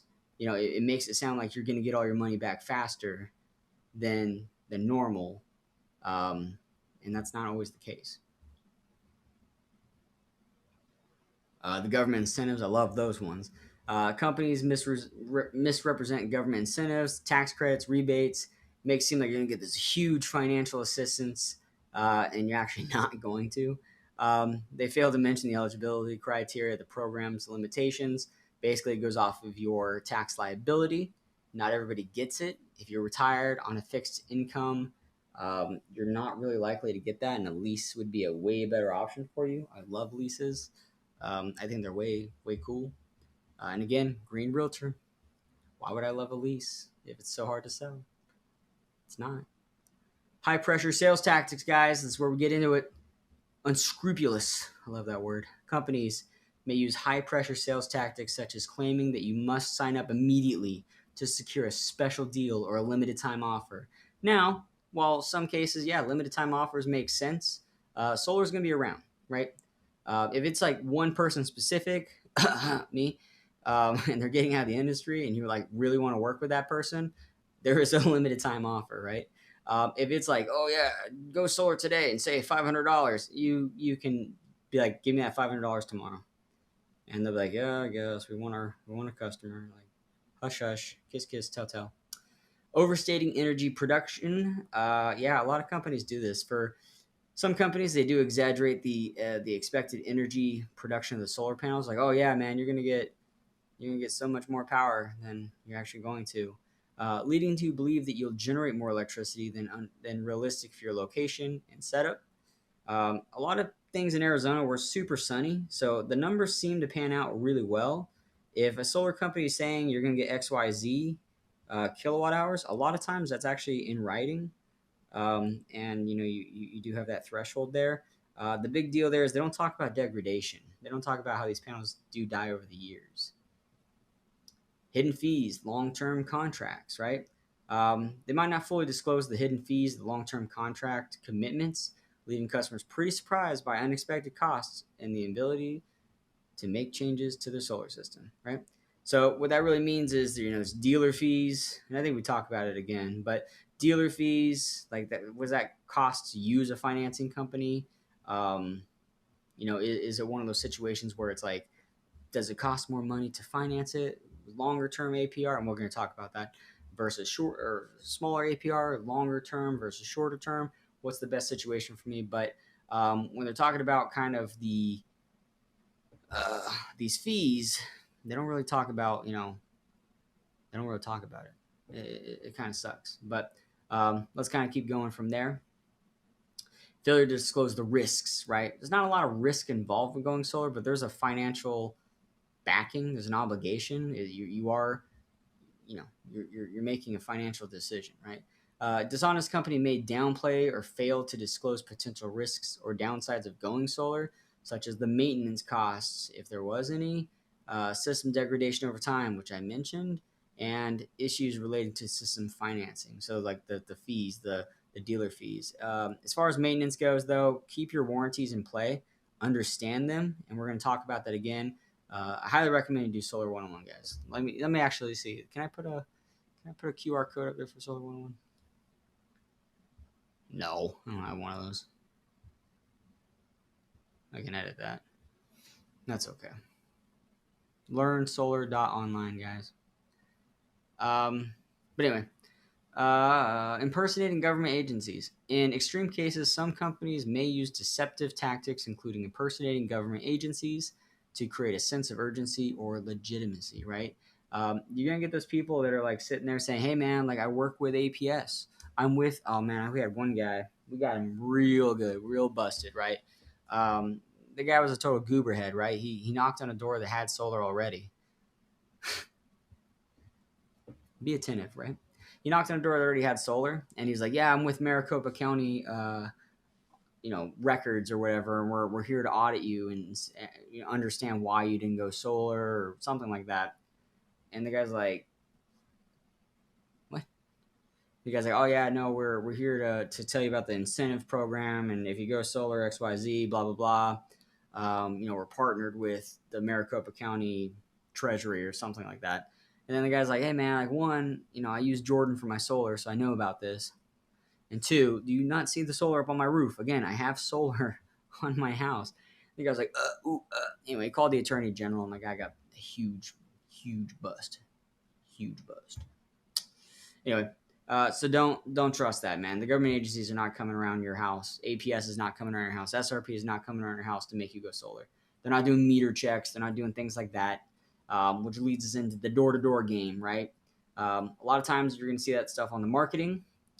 You can be like, the United States government is now paying you to go solar, and we'll look at those ads in a second. But the door-to-door side is when they get in your face, right? A legit solar company, a legit door-to-door company, they're going to mention their company name, right? The actual solar company name.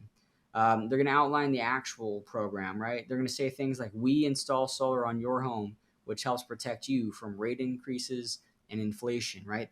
What are they doing? They're actually doing their job, right? They're actually talking about these things, when it comes to looking at solar. They mentioned solar. They don't talk about the utility company. Like, they do talk about the utility company, but they don't say like, we're with APS. The scam door-to-door guys do. They impersonate, these utility companies saying, hey, we're here to inspect your meter, right? They have no clue how to read these meters. Most of these solar guys have no idea what the hell they're doing. Like, I get confused looking at the meter half the time because it changes. That code goes through a 7-digit cycle, and it changes like what each one means. And you can pull it from APS. You can ask them like, "Hey, what does this mean? Like, what's my numbers mean?" And they'll tell you. But once you go solar, there's 2 meters, and the 1 meter is already hard to read on its own. We're with APS SRP doing the net program buyback situation, right? That's baloney, right? No, they're not with APS. APS does not knock on your doors. I have a video talking about that. And I have my customers sharing that around as well. Anytime someone's like, APS came to my door talking about solar, I'm like, share that video if you see your neighbors talking about that, because my voice, I lose it. I lose it trying to repeat myself. My fingers hurt from typing the same baloney over and over again. They won't say the S word. They dance around solar, right? They're like, "Oh, is this about solar?" And they're like, well, it's renewable energy, and solar is renewable, so I guess, right? Like for some, they just don't want to say solar. Like they're afraid of their own product. They use the F word, free. Oh yeah, we're here for the free program, the free solar initiative, the free government program, the net billing program, the free. And that's how, that's kind of like the red flags you want to look at.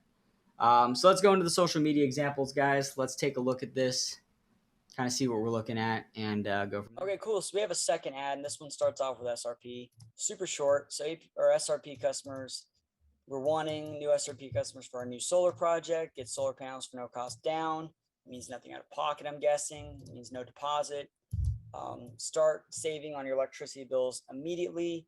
You just need to own a home, have a valid zip code, have an electricity bill over $100 a month. Dealer, get a battery added on to keep the lights on while the neighborhood goes dark. Tap on learn more to use our solar calculator. Okay, cool. So we get here. So they're saying, so this is where things get a little complicated, because if that was the case, a $6,000 solar system is not going to cut the mustard. I'm wondering if saying this is what's left over with the utility company after switching to solar. So this doesn't include the solar system's cost. A $25,000 savings.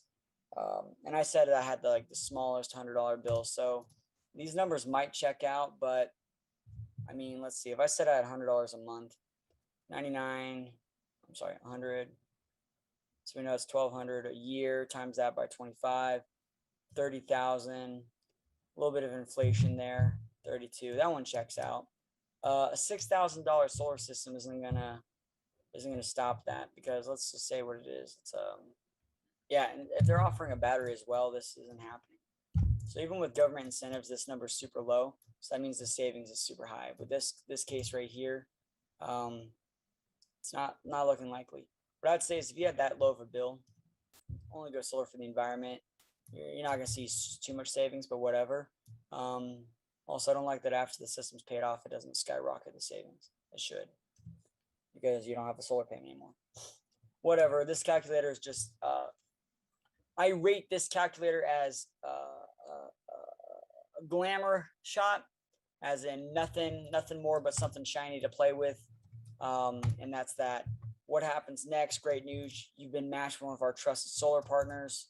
They're going to call me shortly. Please answer the phone when they call, as more information required to provide you with a detailed solar estimate. Why you shouldn't wait to go solar. 26% won't be around forever. Fortunately, it was extended in 2022. Correct. But it will eventually step down no matter what. When you go solar, the sooner you save. That's pretty accurate. Pretty safe to say. The average electricity bill in the United States has increased 29% since 2008. Probably. That sounds right. A lot of advancements and growth. So that would be a relatively interesting number. Some states' electricity prices are going 2 to 6% a year. Accurate. The only way to lock in your current rate is to produce your own electricity with solar panels, windmills, and water, maybe. But yeah, solar is one of the greatest ways to lock in your rate and save money. $1,000 saved today is worth more than $1,000 tomorrow. That is true. That's a good way to put it. Waiting to go solar means missing out on savings now, and just like investing, the sooner you get started, the more you will save over the long run. Over the next 23 years, you can save 22,000. Is that? Oh, wow, it's gross. I like that. It's based off of that. Anyway, what would you do with an extra 35,000? I think it's cool. So this pops up. This is pretty accurate for the most part. Um, the bumper to bumper warranty, we're going to talk about that in module 3, but not everybody offers that, and not everybody knows that they don't offer that, and I think they do. So this is pretty good. I'd say for instance, this ad right here, as far as it goes, is solid. That's 100% accurate ad right there. The problem I have is when you click on it, it has that calculator that's a little bit misleading and kind of inflated if you go on the higher end of things. I just I don't know. I think I'm gonna knock it down 25% just because of that one. So I give this a 75% effective rate only because that calculator makes you think you're gonna save way more than you probably would, or the seller's gonna cost way less than it will. Especially asking or saying that you're gonna give a battery included, those numbers don't pan out. So this one's a 75%. So that's that. That's one of the ads, guys, that we look at. Um, it was really weird because they use these long term calculators, and that's the thing. I'm also going to say I want to knock that down. Actually, when I say 25% down, I've decided that now that 25% is because solar calculators, I believe them to be pretty misleading. The reason is because there's absolutely no way to tell if you're going to use the exact same amount of power. Your air conditioner is going to get less efficient. It's going to start using more power. Um, you're getting an electric vehicle or whatever. People are going to move in. They're going to move out. I think the calculators are kind of gross, and they don't take into account of degradation. So, if you're going through a thing and it's more than just a form, I recommend rethinking it. I mean, I'll give you a ballpark estimate. Whenever I used a solar calculator, I would call it a ballpark estimate just because it gets us in the idea. But once we sit down, we're like, hey, let's actually take a look at your on-off peak usage. Let's understand your appliances. Let's see kind of what your goals are, things of that nature. So that's what I think. Let's hop on a second video here real quick. We're only gonna do probably one or two more of these, and then we'll kind of go from there. Let's take a look at a SunPower ad. So this is directly from SunPower, not one of the 184 million small solar companies that just represent an installer, and they're using marketing. This is a solar ad. So let's take a look at this one. So it's from SunPower. Want the most efficient solar panels on the market? Get started with a free online savings estimate. So nowhere in there to say on this part, $0 down, must have a home, must do this. Like, that works, that's cool, but this one's pretty like, hey man, if you want it, we got it. They do have the most efficient solar panels, it's proven. We just released the M series. Get started with free online savings estimate. So it's solar saving season. Crank that AC guilt free. Get the world's best home solar panels for as low as $79 a month. Again, this is a nationwide ad, so that could be pretty reasonable for someone in like Nevada or wherever else power is cheap, Connecticut. So yeah, save more with SunPower Solars. Start now with a free online savings estimate. Nothing spammy about it, so we'll click it and see where it goes. Goes to their website, phone number, all this other fun stuff. Get the world's most efficient solar for $0 down. Asterisk, we'll look for that and save more. Find out how much you could be saving with the world's best solar panels. Start now with an online estimate. There's never been a better time to go for as low as $79 a month. There's a little 1 next to that. So let's find the asterisk in the 1. We got a 5 down here. Add-on low profile mounting integrated monitoring industry best solar panels. So 5, asterisk, and a 1. Based on data sheet reviews of websites of top 20 manufacturers per IHS as of June 2020. So they have some statistics there. The 1 monthly payment will vary based on system size, configuration, financing option chosen. So they do say, hey, 79 is not the number, but it could be.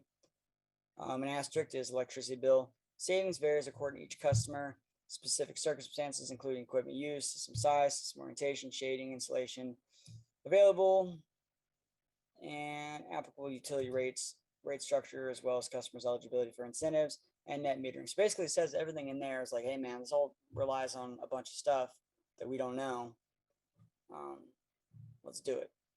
Good information here, super clean, not spammy, not salesy. So that's kind of how I do my ads if I do them. Is I just say like, hey, here it is. Like, click it if you want it because it makes sense. And with education like this, you want to know more. So that's a pretty cool ad. Pretty cool ad. Anyway, so you can kind of see the difference between that. So SunPower, they've been around for over 38 years at this point. They're not running dog shit ads, right? They're not saying you gotta be a homeowner, you gotta do this, you gotta qualify. Like, you're gonna see that ad 100 times. I mean, there's a lot of solar marketing companies out there that do that. Um, yeah. So let's look at one more though, see what we got, and then we're gonna move on to the next module because I want to get this going for you guys. I don't know if this one's good, so let's find out. All right. We have how to go solar for $0 upfront. One, own a home. Two, take advantage of both the federal and state solar incentives. Three, live in a qualifying zip code. Four, we'll match you with reputable solar providers in your area. It's that simple. See if your home qualifies in under 30 seconds. Um, this is cool, but it's not legit. Plus, there's absolutely no power being ran to this at all. There's no conduits. It's cool, but no. Especially if it's using this stuff right here. These two things are not in the same city, on my guess. Let's get the quote. This one's different. We've submitted the information. Let's see where this takes us. All right, cool. So now we've submitted. They're gonna call us or something. But they're going to try to upsell us on Windows, kitchen. So here is the upgrades I was talking about in Module 1. Some companies just think that they can throw in kitchens, plumbing, bathroom, windows, all into your solar package, and it's going to work. You can finance it with your solar for sure. I could select all of these bad boys, and that's great. But when it comes time for the government to say, how much was your solar system, you must remove the cost of those things. So get receipts or whatever for the cost of those things so you can deduct it from how much you actually paid for your solar so you can get your true 26% tax credit on your solar. And if there was roofing needed to install the solar, that's okay. But plumbing, HVAC, bathroom, kitchen, windows are not qualified under the investment tax credit. Fraud. It's tax fraud. Just saying. Anyway, on to the next one. And that's what we're looking at, guys. I mean, it was kind of one of those things. I mean, I would love to have that pergola, the Ramada thing. Like, that looks so cool, but no, right? No. Um, but that's the situation, guys. You guys can check it out. Go to Solar 101 to get the rest of them. Oh, cool. And let's go on to the next one, right? Module 3, the comparisons, babe. Let's talk about them between panels, inverters. We'll do a live breakdown of the warranties, and we won't beat this dead horse. We'll keep this going. But I really appreciate you guys sticking around. I saw some of you guys had to dip out. That's totally fine. They can't hear me, so whatever. So keep talking. But not all solar panels are created equal. Let's get rid of that. They fall into two real categories, right? You got the premium solar panels, like the SunPowers, the Panasonics, the LGs, the REC Alphas. And then you got the standard panels, the Hanwha Q cells, the Longies, the RECs, the Jinkos, the Silfabs. There's a trillion more solar panels out there, and it would just take a trillion years to try to name them all, right? The key difference between these premium and standard panels are with their warranties, and we're going to talk about those live in a second. Premium panels typically have a 25-year performance warranty. That's where we talked about that 90 to 93% at the 25th year. They have a 25-year product warranty that includes shipping and handling and labor, depending on which panels you get. Better overall performance, again, between 19 to 23% efficiency rating. They are usually more expensive. You get what you pay for. When it comes to solar, it's not a Toyota Corolla. It's not a commodity. It's not something that you just buy every 2 to 3 years. It's something you want to last. It's a home construction project, right? Standard rate panels are going to be around 25-year. Performance warranty, that's about that 75 to 83% that we talked about. Standard performance, about 15-17% efficiency. I'm sorry, the other one was degradation. I don't know if I said efficiency twice. 12 to 25-year product warranty that excludes labor and shipping. And again, we'll show you that in a second. Usually less expensive, the more economical solar panel on the market. Inverters.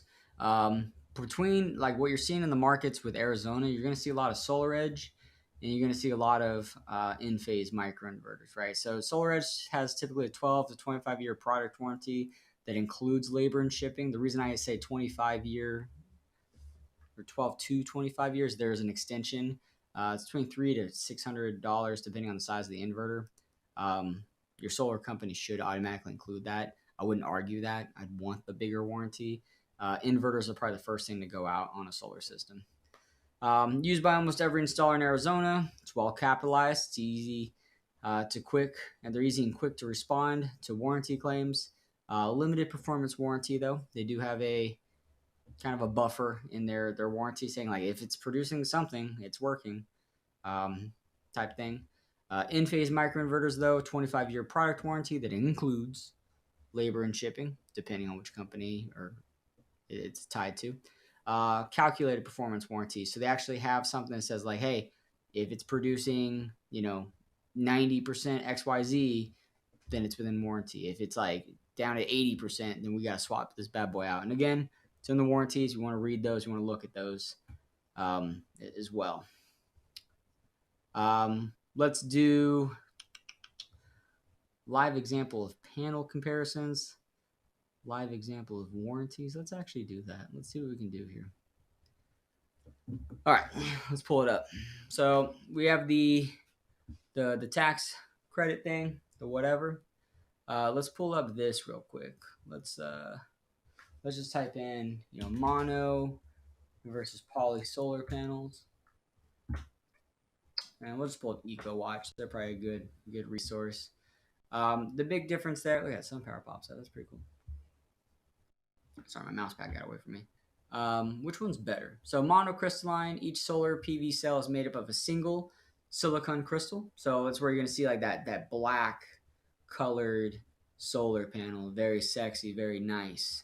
Mono solar panel. Polycrystalline, it's a lot of blue, a lot of reflective, right? It's a bunch of little cells smashed together. And created solar out of that. So which one's better? It really depends. At the end of the day, though, after we get past all these ads, monocrystalline solar panels are characterized by their black PV cells, rounded edges, higher conversion efficiency than polys. They might produce more kilowatt hours of electricity if you want to install a solar panel system, but your space is limited. Monos are probably the way to go. They are more expensive because the manufacturing process is a little more thorough. It's a little more complex. With poly, I think it is like a lot of the leftovers. It's kind of like the chicken pot pie of solar. They just take all the garbage and smash it together. And I'm really down selling it. I'm making it sound like a terrible system. They produce well, but they are the blue-hued solar panels. They have straight edges, lower efficiency compared to monos.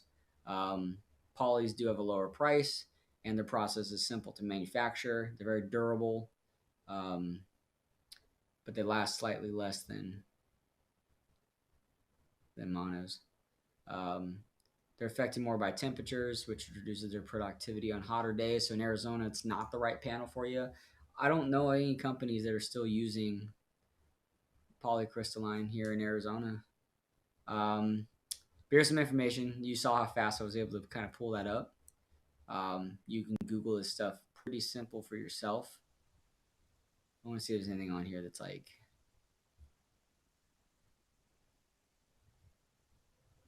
important.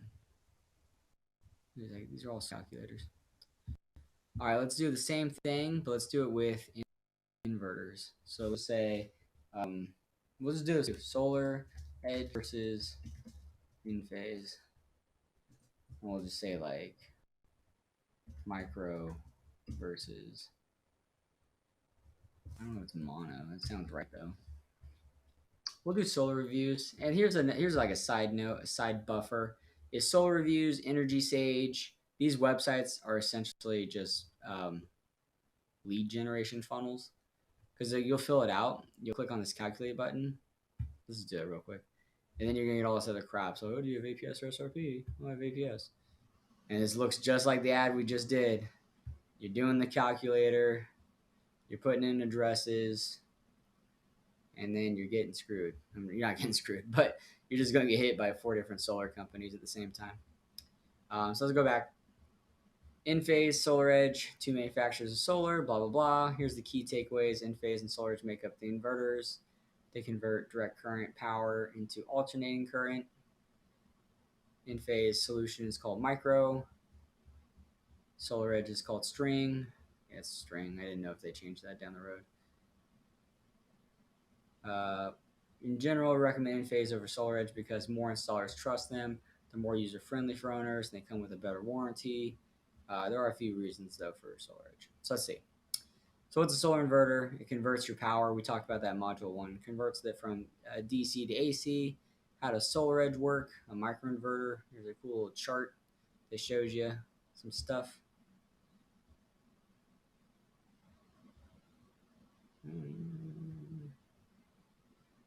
DC to AC. Every panel will have a different MPP. Who's down with MPP? You know me. Maximum power point. Anyway, yep. Microinverters communicate their AC output. In-phase system tracks the output. In-phase efficiency, the efficiency of most in-phase microinverters between 96 and 97. That's pretty good. Da da da, da da da. SolarEdge. They use a string inverter with power optimizers. Like microinverter, power optimizers are located behind each panel. So that's the other thing too. Is a lot of people get confused. Is like they're like, oh, I have microinverters because my panels have little boxes under them. It's like you have a ginormous box inside your house. I promise you don't have microinverters. Those are optimizers though. Power optimizers do the MPPT tracking and communicate with the main inverter. Okay, yeah, rapid shutdown device. Unlike in-phase microinverters, SolarEdge power optimizers do not perform the DC to AC conversion. Instead, DC power is sent to the main inverter box, that guy, which is converted to AC. Once the conversion is complete, the power can be sent to the home's main AC panel for usage or for use, and that's how that works. So, bottom line, which one's better? Enphase has more user-friendly monitoring. Most solar installers like Enphase. Installers say Enphase products tend to experience fewer failures. If one microinverter fails, you're going to lose that one panel, which I mentioned earlier in the little presentation here. Solar installations that use Enphase are easier to expand in the future. You can just kind of plug and play, add more to them. You don't have to do a lot of sizing. In-phase microinverters come with a 25-year warranty. SolarEdge inverters come with a 12-year warranty. They're sometimes extendable to 20 years for a price, like I mentioned before.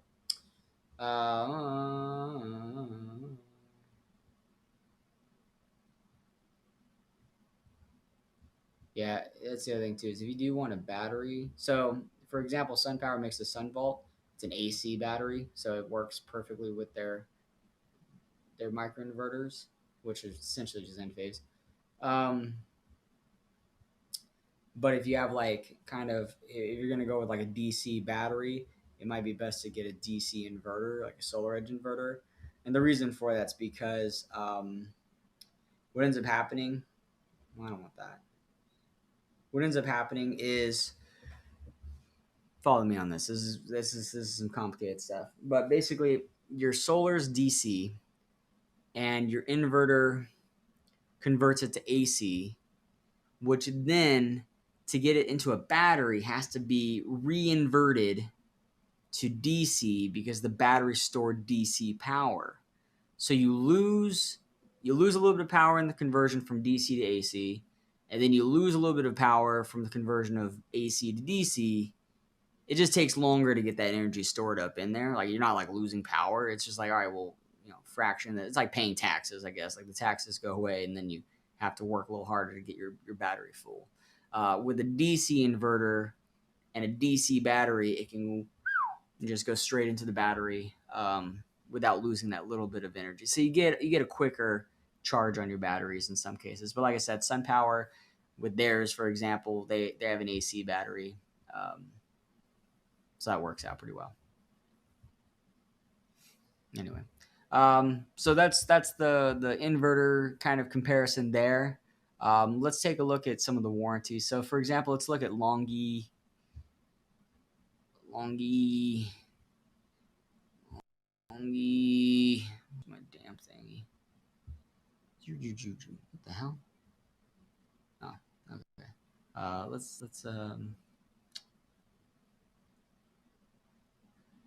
do that. There we go. Cool. Okay, so we're gonna go for modules, and then we're gonna just we'll just find their higher quality ones, I guess. We'll just do the 75, 72, 560. Those aren't available anywhere. You're not gonna find a 560, 590. We'll go with the ones that are more warranty. That's what we want. PV. Here we go. Let's just go to this one. So this is a Longi limited warranty. How I recommend doing these is Google. Not Google, search. So you can see a 12-year limited product warranty. The supplier warrants that for the period of 12 years since the warranty start date, that the solar module, including the DC connectors and cables, will be free of defects in material or workmanship, which affects the normal installation utilization of the modules, provided the solar modules are installed, utilized, and maintained according to the stipulations of the installation manual provided by the supplier, which may be updated from time to time.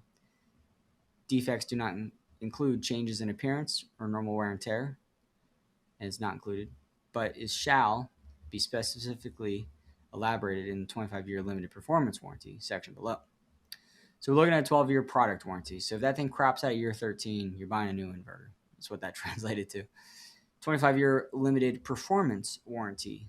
The supplier warrants, the panels, solar panels. I don't know why I said, did I say inverter? I don't know. The supplier warrants for a period of 25 years, performance warranty period, that these panels during the first year of production, actual power output will reach at least 98%. Nominal power output, and from the second year, the actual power output will decline annually, no more than 0.55% period of 24 years. So what that means is by the end of the 25th year, the actual performance will be at least 84.8% of the nominal output that is guaranteed. And there's some math that goes into that, and you can see yada yada, this, that, and the other thing. So that's just the basics, the numbers, right? We got a 12-year product, 25-year performance, performance. But now we want to find what happens during the claim process, right? There's a lot of words here, and we can go through this. But what I like to do is I like to search. I'm going to search for ship.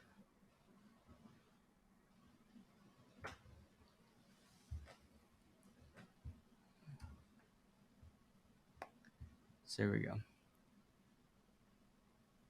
Let's find the beginning.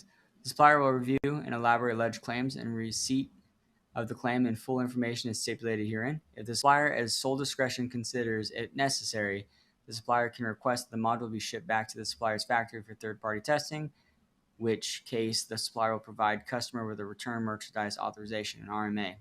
In the event the customer fails to notify the supplier and the provider the relevant information, as described above, within the time required by the supplier, or fails to coordinate with the supplier, arrange the defective modules transferred necessary circumstance, the supplier is entitled to refuse to process the claim without liability until the customer has done this.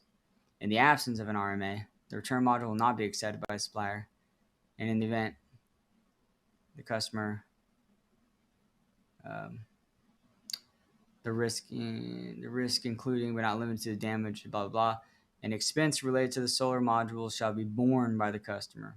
So you gotta make sure you go through the entire process, otherwise you're paying for something so far, right? Da, da, da, na, na, na, na, na. The supplier may pay for the reasonable costs incurred by such test in advance. All costs shall be borne by the losing party finally, including shipping freight, transportation, insurance, laboratory testing costs, etc., except for the lawsuit in which judge has written judgment. Supplier refuses rights final interpretation. Doo-doo. So this is what happens with the solar panel, right? And you're going to see this in a lot of warranties. Is they're either going to repair it, replace it, or refund the cost of that solar panel to you. That's typically how a limited warranty works. But I know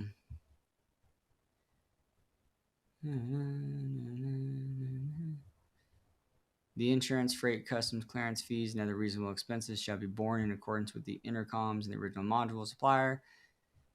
In the case of the customer pays for such costs in advance and expects to contact the supplier for compensation for such aforesaid cost, the customer shall provide the invoice evidence such as cost, da da da. Okay, cool. So you can probably get a claim back from that. Any repair or replacement of the affected module shall not renew the applicable warranty period. Okay. The supplier is entitled to deliver a similar module and its sole discretion in replacement of the affected modules. So basically, they'll send you something that's pretty good, comparable to the one that you're sending back to them. So it might look a little different if the modules are no longer available. The nominal power of the modules to replace the concerned modules shall at least equal or over power wattage of the affected modules. So they give you something that's the same or better. Da da da, dee dee dee, dee dee doo doo doo doo.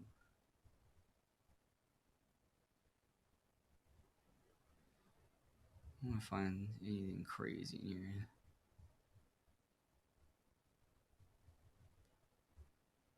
Should be good.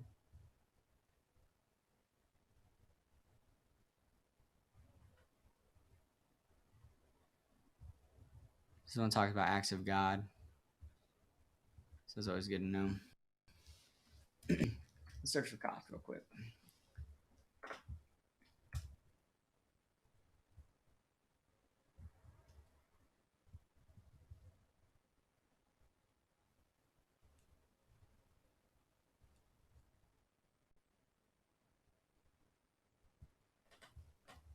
Unless otherwise agreed by the parties in written, the repaired modules or replaced modules will be delivered by the supplier in accordance with the same intercoms and destinations of the blah blah blah da da dee da da. In the case of the customer pays for the such cost, I already did that one. I want to make sure we're gravy. I want to make sure we're okay. It looks like you'll get a good reimbursement if you actually had to pay something for this, as long as you follow the rules. Pretty good.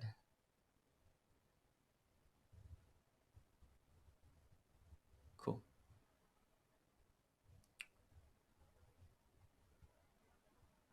Neat. So that's what a longy, warranty looks like. Let's look up an REC warranty. So those are things you want to search for. Um, you know, is what's the product warranty? In this case, it was 12 years.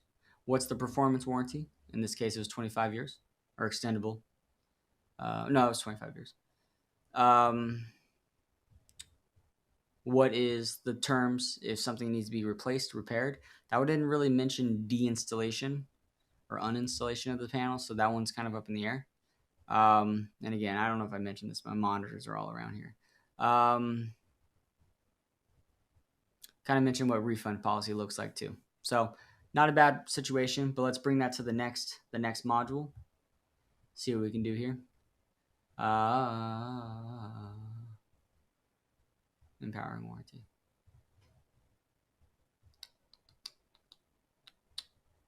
What's happening here? I'll accept the cookies. I'll accept those cookies. Cool. Um, ba-bum.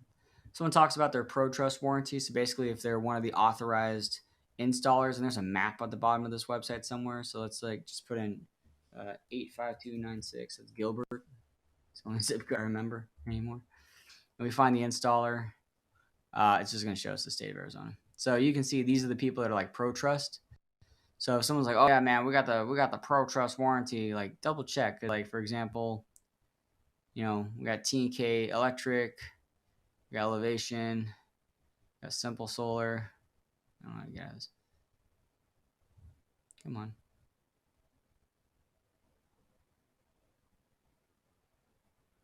Apparently we're on the islands. And now it doesn't want to work.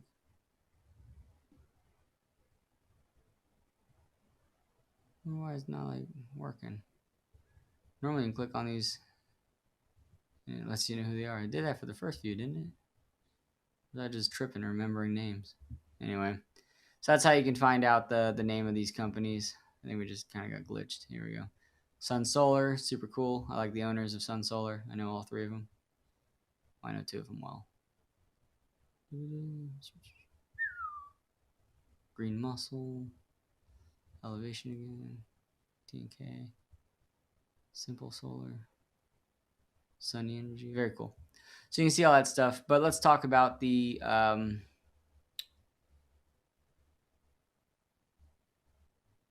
warranties. It's probably the bottom of the website. Let's go back here. REC. That's fantastic. Let's oops. I don't know how I'm losing there. Crap. This is a new alpha. Pretty nice. Anyway. Da da da da da da da da. Na, na, na, na, na, na, na. Look for downloads.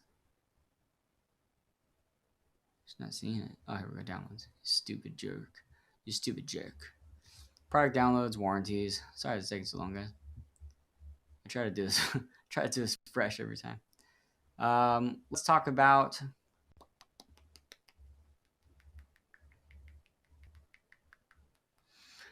Let's talk about the A series or the alpha. Oops, did I say that? I hope I didn't say that. The RC alphas. And let's zoom this in because I just realized that I wasn't zoomed in last time, so you guys are probably blind to anything I was doing. So we'll do it again. English. Cool. So let's talk about it. Product warranty. Again, the first thing we're going to be looking for 20 years from the date of end user. They'll be free of defects. So in this case, we have a 20-year warranty unless you have the Pro Trust, which gets you 25. The performance warranty, subject to the terms, 98% year one, 92% year 24 and beyond, or up to the next 24 years, 25th year. 0.25% degradation, very nice. Performance does not. Warranty covers only reduced performance due to natural degradation of the glass, the solar cells, the embodying foil, bedding foil, junction box, normal use. The product does not reach the warranted power output level set as above when measured by the warrantor or by an accredited independent measuring institute. Agreed. To the prior testing, plus or minus 3%. REC will either repair, replace, or refund. Limited warranty is not transferable by the original end user except to a subsequent owner of the solar power facility at which the product was originally installed. So keep it on your house. Gotta let them know. This warranty does not cover, nor will the warrantor reimburse any on-site labor or other costs incurred in connection with the deinstallation or removal of defective products, transportation, or the reinstallation of replaced or repaired products for any components. But it's got an 8. So let's find that 8. Right. Further warranty extensions may be given through REC's certified solar professional installers according to the conditions of the ProTrust warranty package. See this website here. So let's click on it again. It's the same one we just did. But adds 5 years to their product warranty, giving them 25 years. 25 years of that, and a labor warranty.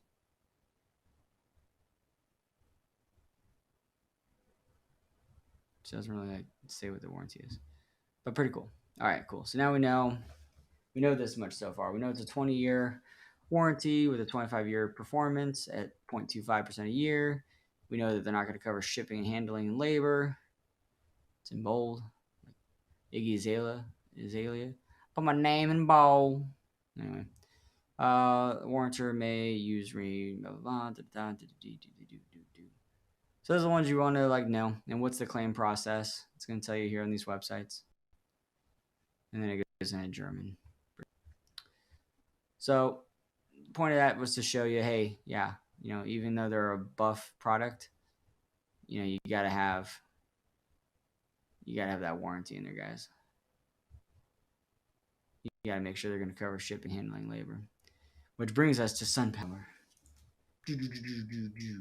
SunPower throws all their stuff in that 25-year. When I said bumper to bumper, they have product and power in the same paragraph. So what does that mean? Da da da d d d. Subject to all times, terms, conserves, minimum and limited product and power warranty. SunPower warrants the original purchaser. The 25 years beginning the warranty start date. It's PV modules above, specified above. These. Shall be free from defects, workmanship under normal application, installation, use, So it talks about that. A lot of times what you're going to get, this is like their cheaper panel. So they do have an 84% at 25-year panel, but a lot of people love that M series panel, which is 92%. A little more expensive, but way worth it. Claims process, how it works.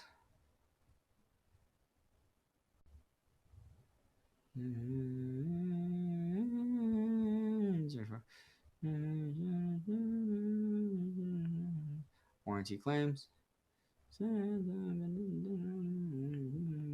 Don't abuse them. Yeah,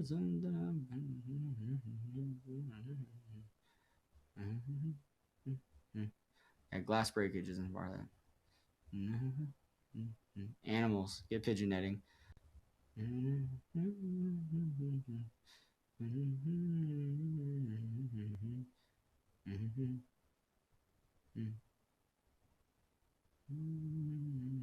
SunPower has to be the one that touches the system.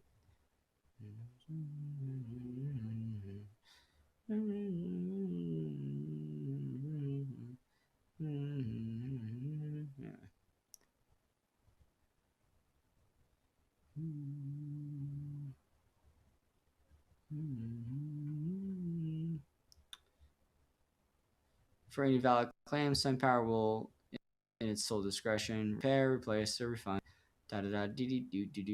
Subject to the conditions herein. SunPower elects to repair or replace the affected module. They'll pay reasonable costs, transportation costs, return the PV module in the place where it was affected, delivered by SunPower. Reasonable customary transportation costs for reshipment of the panels to where it was affected, delivered by SunPower. Originally installed. United States affiliates. The SunPower or any other authorized installer, SunPower will pay for reasonable necessary actual removal, reinstallation of repaired or replaced PV module, provided, however, SunPower's sole discretion selects who's going to do it. In the event SunPower elects to replace the PV module, SunPower will reach out to the PV module with electrical. So the point is SunPower covers shipping, handling, labor, like straight up in their warranty, and they don't ask you to join some weird program. So keep that in mind. Might be useful.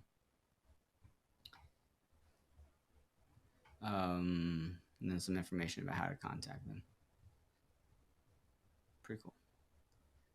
But that's really like what it looks like to go against or like to look against the warranties. you definitely want to be put in a situation where you're like, hey, like I now understand these warranties pretty well, right? Financing rates, dealer fees, APRs. We can talk about that. Let's see if they've updated it. Doo doo boop ba bong. It's gonna be this one.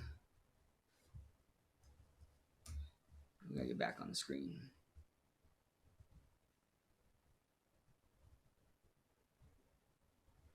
This is as of September 1st. So we'll see if we get a new one soon. You. Let's zoom in. Oh, I want to print. Zoom, zoom, zoom. All right, cool. Let's check it out. So this is where things get a little weird, a little fishy, right? Um, we've got the Everbright rate. So this is like lenders, these companies, and this is effective as of 9/4/23. So you can see here that for a 25-year loan at 3.99%, you're paying 30% financing fee. However, if you want to get a no financing fee or the lowest one for Everbright, for example, you'd be having to get a 10-year, or you can get a 20-year. You can get a 20-year 599. I mean, that's gonna be a higher payment. Well, maybe not compared with 10 because that might be higher. But do the math on that and kind of compare the two. So, like, yeah, I want to see what your 25 399 is versus your 20 599. But it'd be better to have a 0% rate. But Everbright, I've never used them. Everyone loves Mosaic and Green Good Leap. Those are like the ones you're looking for. Yeah. So I mean, you can see like 35% for a 459, 35% for a 449. Like, how do you get you can't get a 0% apparently with Good Leap, so keep that in mind. But if you wanted a 0%, Mosaic has a 1099 0%, so that's like same as cash. But that monthly payment might be a little higher. So you can just kind of see, like, we're not going to go too much into the financing, but kind of ask the options like, hey man, like I want the lowest monthly payment, and then I want to compare that to the lowest loan payment, same as cash, and kind of see what burns out for you. Because if you pay it off early, you don't want to pay off all that 30%, 35% garbage. You want to actually win with that. So that's the dealer fees versus the APRs. Yeah. All right, module 4, utility companies. We're going to talk about what changed. Where'd my face go? We're going to talk about what changed. Um, the rate plans, we're going to break down the comparisons there. We're going to talk about the solar rates, the non-solar rates. This is very important because if you're thinking about going solar, you're not like really sure, and you're like, could I save money on a different rate plan? We definitely want you to be able to do that, right? Like, this is super cool information to learn solar and be like, hey, I'm on the fence. I'm thinking about going solar. I want to do it. However, what if it's not right for me? And we definitely want to discover that. We want to find out if that's, going to be the case for you. So we'll talk about the non-solar plans, and then we'll do the same for SRP. The best way to do that though is just to go live with it. I don't think I really have. I don't think I really have good slides for that. Let me see. Yeah, let's actually talk about net metering for a second, and then we'll jump into the kind of the more live side of things. So APS with net metering, just kind of keep it an idea, but this is really more specifically towards APS just because that's where the biggest change happens. So how it was, APS would do something, they would basically credit your energy. And I think I explained it a little bit earlier with like kind of the Chuck E. Cheese tokens, but it was an energy credit, not a dollar for dollar type balance situation. This would help out in summertime mostly with net metering. So you'd overproduce a lot of credits throughout the year. And then when it came time to summertime, you had a bunch of these credits stored up that you could really start to use. They would buy back all the energy, but the energy was kind of around 2 to 3 cents a kilowatt hour at the end of the year. That was kind of how they did a true up period with it. How it is now, though, is instead of a credit for credit, customers now get 7.6 cents a kilowatt hour for their overproduction, and this is a big deal. So we're not really talking too much about the idea of net metering anymore. We're talking about the economics of like what size system should I be getting, and it doesn't make a lot of sense to get a ginormous system with SR or APS anymore. SRP at all. Like, don't get a giant system with SRP. If you're getting a big system quote from some solar company, it might be time to hit the road on that one. But with APS though, a bigger system doesn't make a lot of sense because I mean, technically, let me see if I can't just pull up like my whiteboard here real quick for you. Um, where's my mouse? So let's actually just pull this up real quick. It'll be way better. Um, sorry guys. Do-do, do-do, do-do-do, do-do-do. I guess I can have all of this up at the same time. There we go. Let's just make it big. Na, na, na, na, na, na, na, na. Can we go any bigger than that?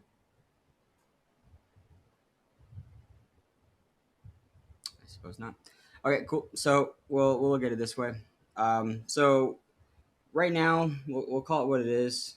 We'll just say solar APS buyback. Right. So here's our knowns: 7.6 cents a kilowatt hour. These are all my kilowatt hours. Right. APS, their on peak right now is 29 cents. Oh, I screwed that up. 29 cents. Well, I started writing something else. I want to write the off peak. Come on. 29 cents. Their on peak, their off peak is 10.8 cents. Once the rate increase happens, their on peak will be right around 31 cents and 13 cents, respectively. Right? So pretty big there. And then with solar, if we go off of my brackets, for a lease, we're looking between 7 to 12 cents, depending. For a loan, oh, it's ugly. Um, for a loan, we're between, again, 10 to 13 cents, depending. Um, and like that's if you got like a really good financing rate too. I mean, that happens. And then with cash, obviously that's 3 to 4 cents, depending. Maybe we could say it could be up to 5 cents. Anyway, the point is, these are all the solar rates for kilowatt hours, right? Um, and again, this is an escalating lease to get to that 7 cent rate. All of these numbers, unless I'm silly, except the cash system here. Can I move this? Oh my gosh, I can move this. I've never known that. Anyway, except that cash system there are higher than this number right here, right? So in this case, if you're producing your power at these rates minus the cash, you're spending more than this buyback. So what that means is everything you sell back,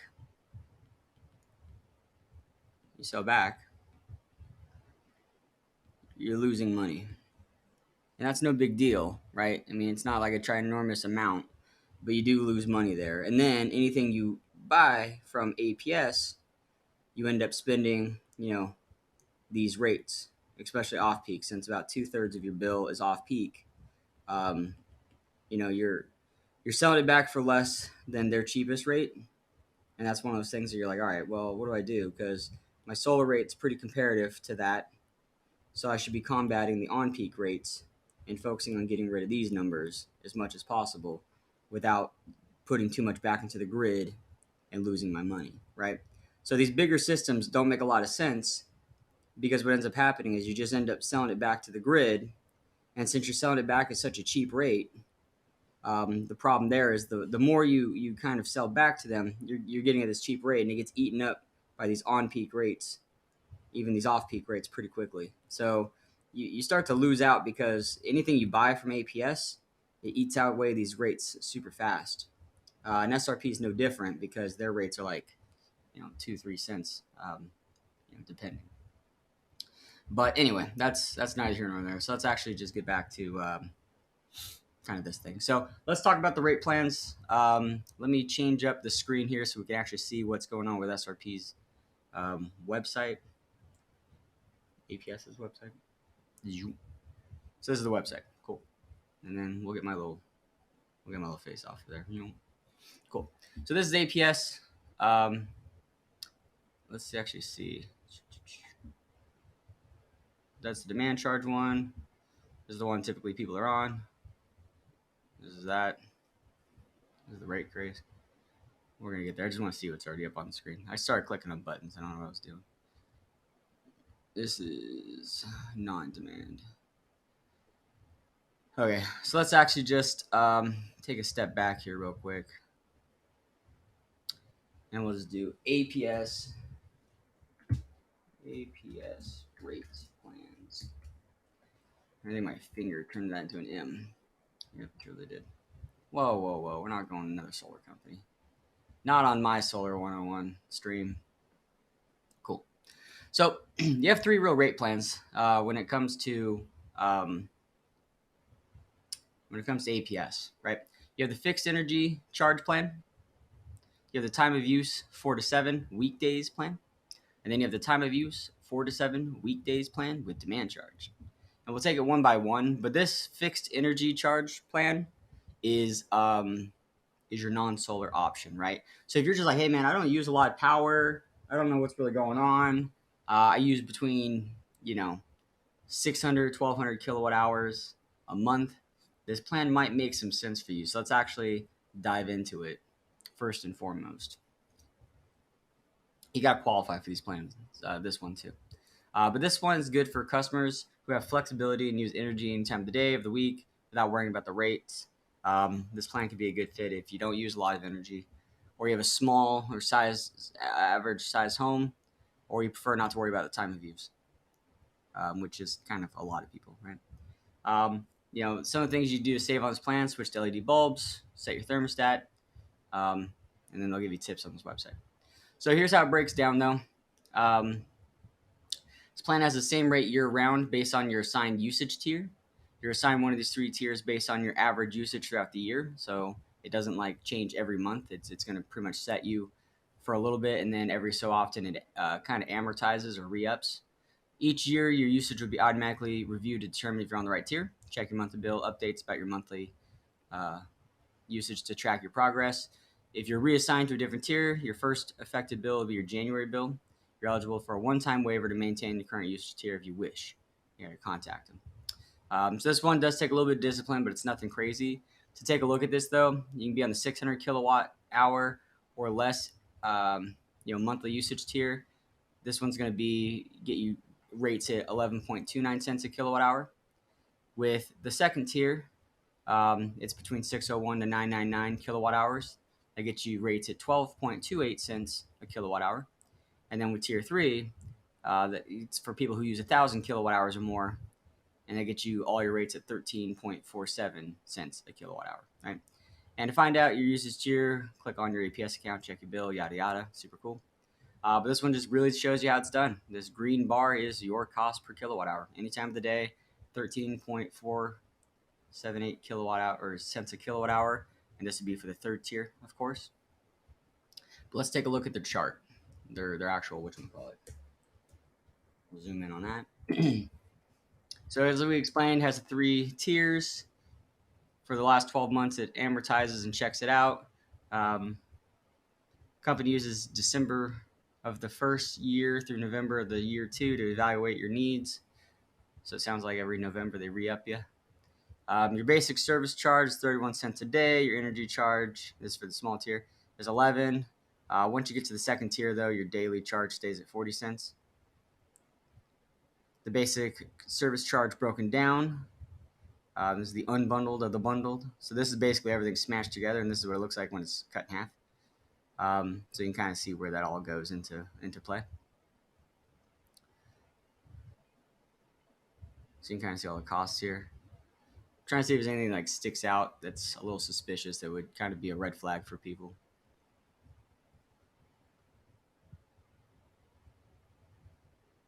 Nothing crazy.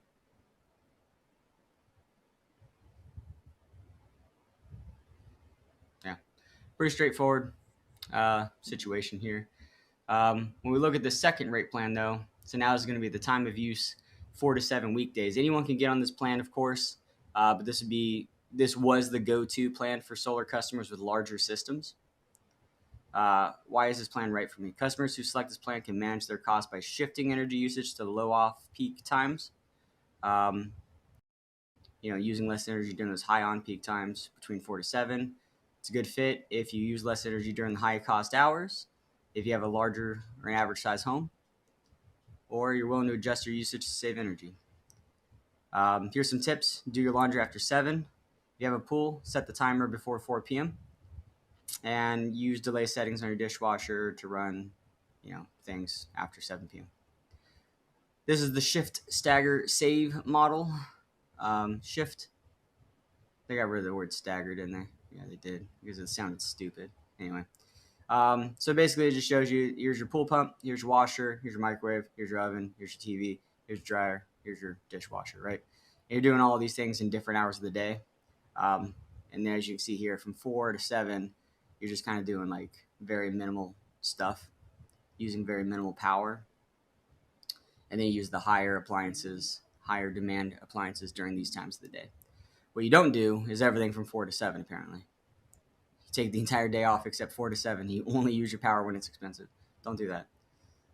Here's how the plan works, though. It has different rates throughout the summers, May through October, and then November through April. They have a super off-peak period, and that's from November to April. And that gives you a 10 to 3 window when things are super duper cheap. This excludes the off-peak holidays, though. And then this plan also offers a lower off-peak rate on weekends and holidays, New Year's, Martin Luther King, all this other fun stuff. Christmas. Yep. So here's what it looks like broken down, though. So your off-peak is 10.78 cents a kilowatt hour. I rounded it up, apparently, in all my examples. And then 29.78 on peak, right?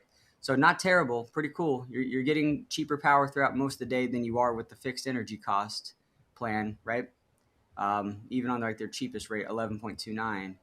In this way, you are getting it cheaper, but you have this problem where you're like, hey, I'm seeing this on peak, and it's only 3 hours, but for some reason this really 3 hours gives us a lot of problems here. So 4 to 5, 5 to 6, 6 to 7, right? So 3 hours, man. And that's pretty good. Like they used to be 3 to 8. It used to be noon to 7. So like APS has really cut down this on peak time for people. So props to them for that. And then in the wintertime, you have that super off peak, 3.1 cents a kilowatt hour. The off peak goes down very minimal, and the on peak goes down, about half a penny, a little bit more. We'll just call it a full cent. Pretty cool. Not terrible, but whatever. So not terrible. I mean, these rates, that's pretty high. And then again, with the rate increase that's coming, that number is going to go up, but whatever. So let's take a look at the tariff sheet. Zoom in. Cool. So everything we just explained, all the weekday or the holidays and the weekends that are off peak. Here's what it looks like: 40 cents a day. In comparison, that'd be very similar to the tier 2, tier 3, 40 cents a day charge. On peak is 28 cents. Off peak is 7 cents in the winter, 29 cents, 10 cents in the summer, or 10.7 cents in the summer. And then the super off peak only exists in the winter time, right? Here's all the bundled stuff, unbundled rather. You got your delivery charges, generation charges, no grid access charge. So if you do have solar, they don't add you anything extra for having solar. It's one of the big misconceptions that APS charges you for being a solar customer. They stopped doing that. So there's your fact right there. Then all your adjustments and stuff like that. Then RCP, resource comparison proxy. That basically just means that there's a buyback. Then the EPR6 is essentially the net metering, residential non-solar though, so that doesn't work anymore for residential. If you were going to go solar, you'd be RCP. Cool. And this is just some of the service details. Nothing crazy.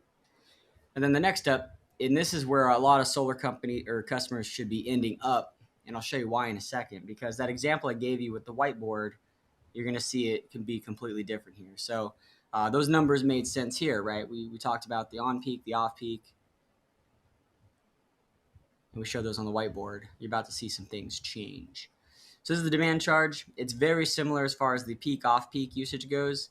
The big difference there is if you can not use any demand during those on peak hours. So let's actually show you what that looks like. So if you're already good at doing the noon to, or not the noon to 7, it's the old one, the 4 to 7, then this actually might work out for you kind of well, because you're not stacking all your stuff, right? If you're really good at using that 4 to 7 window to not do jack diddly, this one makes sense for you. So same difference here. There's no super off peak though. Oh, there is. Wow, I'm wrong. I'm sorry. So the super off peak exists, but what happens is you can see your off peak is 5.2 cents. Your on peak is 12.41 cents. So that's really good, right? That's, we're 50%ing it pretty much, and then some on the on peak for sure. But the problem there is we have this demand charge, right? We got this ugly demand charge.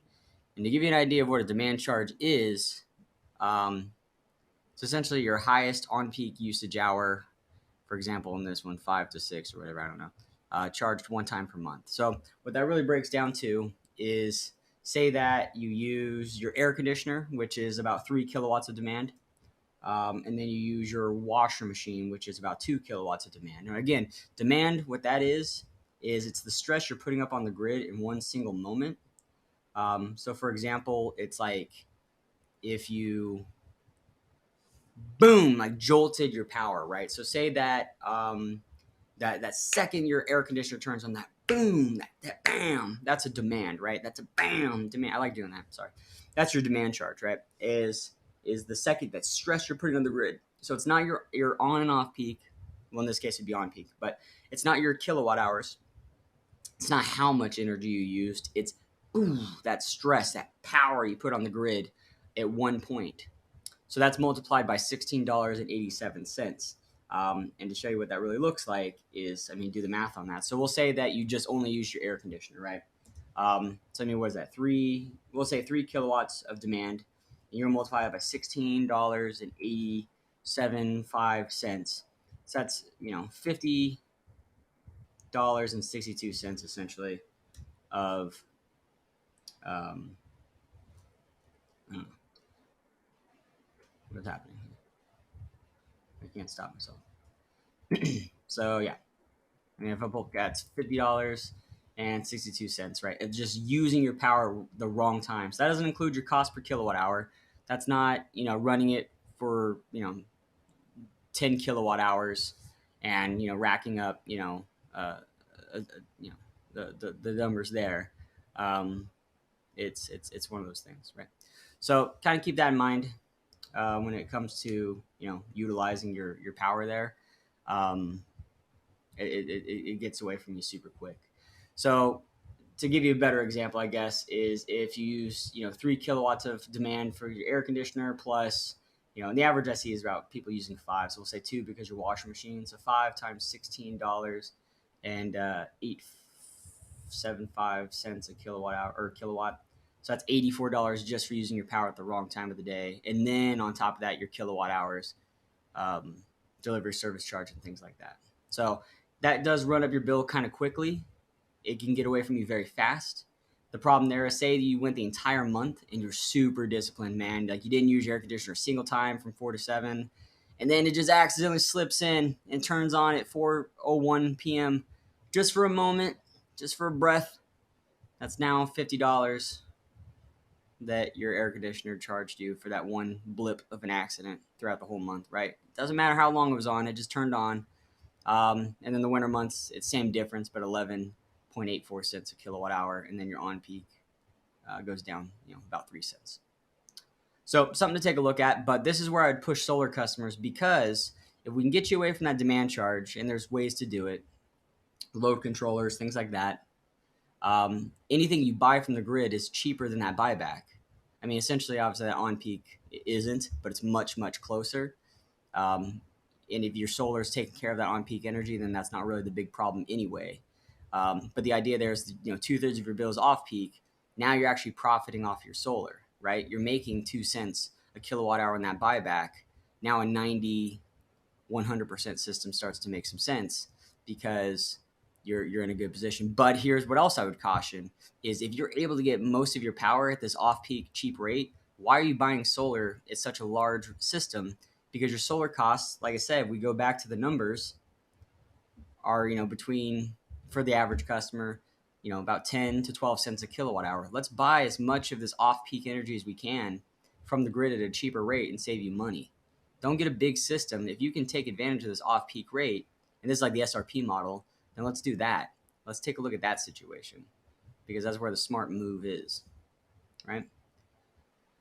And that's essentially what it comes down to for APS, is those three rate plans, right? And then here's like the rate case we were talking about. With SRP, though, I don't know what this button does. Let's go over here.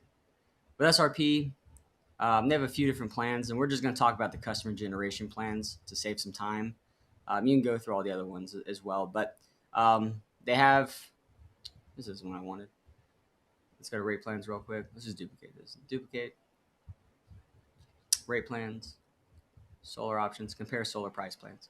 So they have a few different options here. They have their demand plans. This is where things get a little complicated. They have their customer generation plan, and they have the average demand plan. And these ones right here essentially have net metering, but they're not like super sexy. So let's take a look at them one by one. And then there's the other two plans, which is the export plans, the time of use export, and the electric vehicle export, which nobody really uses. The electric vehicle is cool, but like you don't need solar for that, so it's not really a big deal. But here's the breakdown between them all: is these two are demand-based pricing, so it talks about that demand charge. SRP's demand is outrageously strange and super confusing, and we'll talk about that in just a bit. But they have net metering. So basically what that means is whatever the retail kilowatt hours are. So for example, if you overproduce in the on-peak time, your credits are worth 5. And if you overproduce in the off-peak time, your credits are worth 4.3. So your solar is true one-to-one to what they sell it to you back as. And you can see here, like, that's really good rates, right? 5 to 4 cents a kilowatt hour versus APS's off-peak in their cheapest plan is, I never clicked on that button. My bad. Their cheapest rates, I mean, we talked about it. You got the idea. Is 11 and 8, right? And 5 and super off peak, right? So I mean, like, their all day rates are pretty close to the super off peak rates. I'm really bad at finding out which page I was on. So I mean, that's super good. But the problem there is they have the demand charges, which I don't know if it shows you on this page. Why would it? It's too complicated too. And then you have the other rate plans, which are the time of use export. And these ones are export rates. So very similar to RCP with APS, which is basically like a dollar amount. And so their on peak and their off peak is higher. And their super off peak is, double APS's essentially. And then they also have different summer rates. So May, June, September, October versus July, August. So they have separate months where they're, even higher. And then they go back. So they go low, they go high, and then they go low again. Well, they go low, medium, high, medium, low. So they kind of do some weird stuff. SRP is always complicated, like no matter what they do. But that's essentially that, right? You can get a demand management system rebate from SRP, so you get $250 off that load control I was talking about. That's pretty cool to help you out with that. The frequently asked questions are here. Does SRP buy back solar power? Yeah, on customer generation average demand plans. If the energy produced by your solar system is greater than the energy you use during the billing cycle, the excess energy will be credited to your bill. You'll get back the same value you would have paid for that energy through SRP if you purchased it through them. On the time of use export plans, if the energy is produced if your solar is fed back to the grid at any time, SRP will credit you at a fixed export rate of 2.81 cents a kilowatt hour and subtract that from your bill. It's very similar to what APS is trying to do. I mean, they're doing it, but they're at 7.6 cents. And in this case, they're lower. Can I carry over this? Yeah. Um, on the time of use export plans, it gets billed or gets paid out every single month. On the generation plans, though, it can be banked throughout the month to month to month, right? So kind of keep that in mind.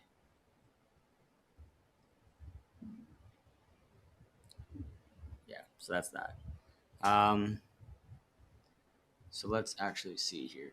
And then there's, are there additional fees? You're going to have that customer generation fee of 32.45. Those are on those plans regardless. Can't take advantage of the solar rates. So SRP's Solar Choice program, customers who don't have solar panels can offset their energy using power from Arizona's solar farms.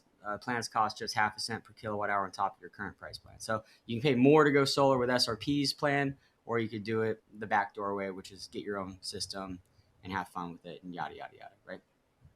So let's go through them real quick. Really not too much to look at, but let's go to the customer generation price plan.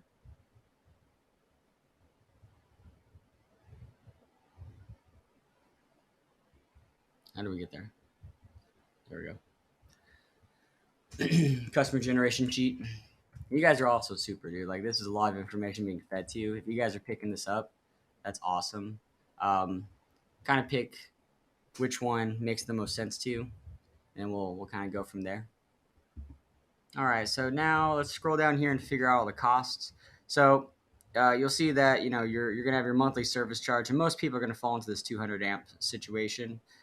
Price up if you need to, but $32 is your basic service charge. It's your meter, your billing, your distribution facilities, blah blah blah. So this is where their cost per kilowatt hour gets a little intense, right? A little insane.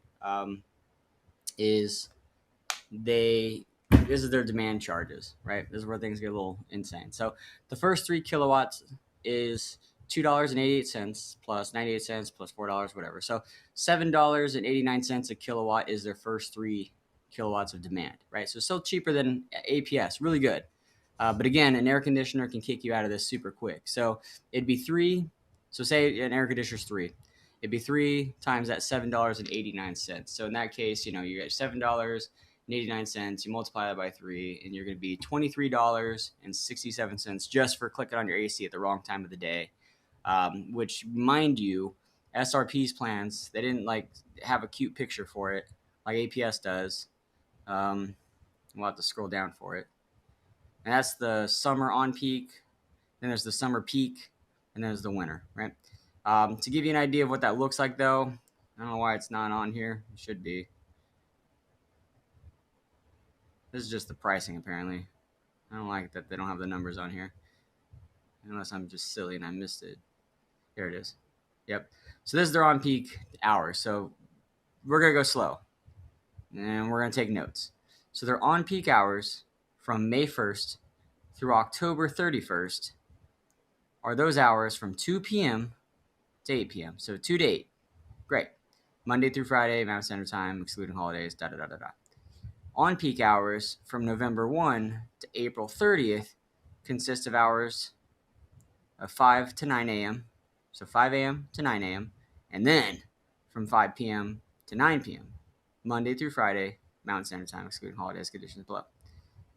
These are the holidays observed, yada, yada. So again, May through October, 2 to 8, Monday through Friday.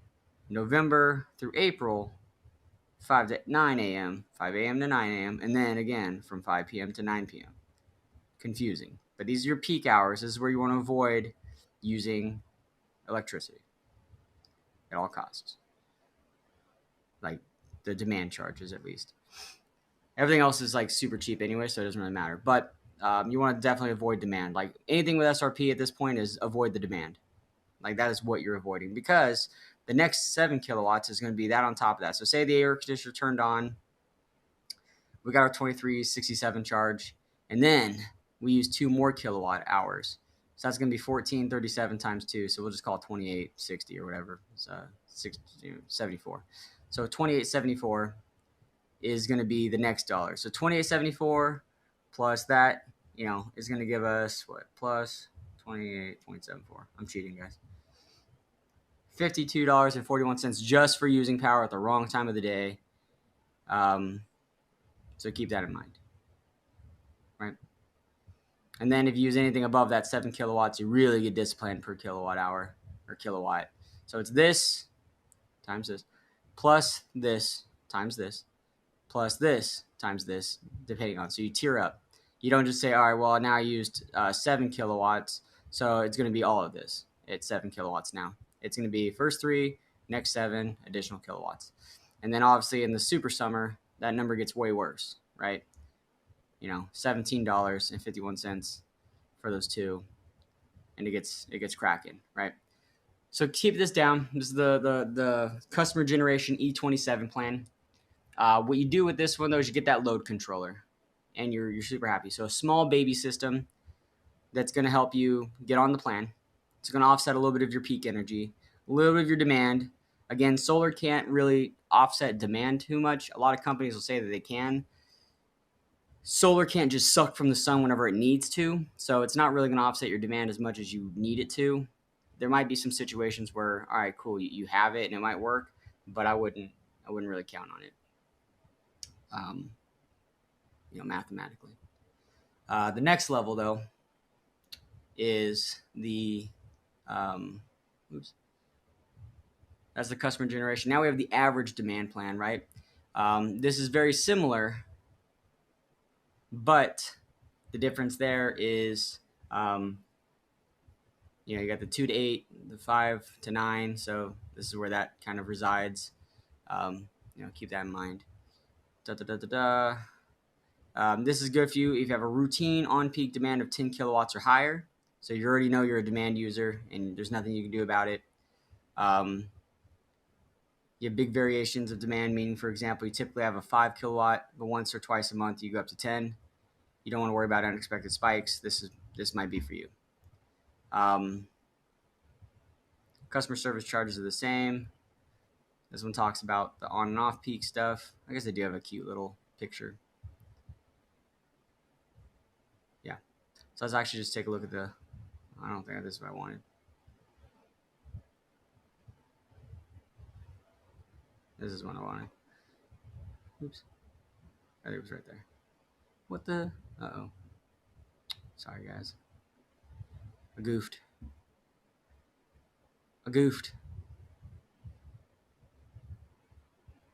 It's at the bottom. I saw it. There you are. All right, cool. Same difference. Let's check it out. Da-da-da. I gotta go. Da-da-da. Gotta go down a little further. Da-da-da. So this one already starts off with the average kilowatt. They're like, hey, we're just gonna help you out, man. $19.29 a kilowatt. So use your power, I guess. I don't know. Don't. Avoid it if you can. Yeah, because like every kilowatt is an accident. Ugh, that's just that's a trap. That's a booby trap, guys. That's a booby trap. 21, 18. That is an accident waiting to happen.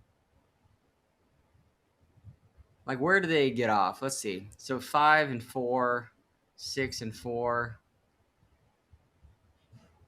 I mean, that math just does not math, because like you can still do that with the other rate plan. Let's just double check it real quick. Because I mean, look at that. You still get these cheap rates, and then you can do better. Like, you really just avoid the demand charge. I would always recommend the E27 plan if you're gonna do one of these two, just based off of that math, guys. Like, look at that. Like, I mean, you get the same peak off peak. The only difference there is you accidentally get screwed over on this one. I mean, I guess if like, no, it doesn't math out. I don't like it, guys. I would avoid this plan. This is the E13, I think. E15. E15 is ugly. E15 is ugly. but you get net metering, so good for you. Which doesn't matter whenever you're burning all your money. So E27 is the net metering plan I would go for versus E15. But let's keep going down this path.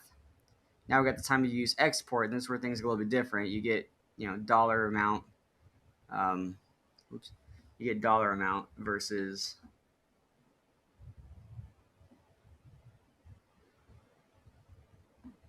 whatever. Okay. So in this case, your on and off peak is higher. Um, the cool thing is though there's no demand plan with this one. Um,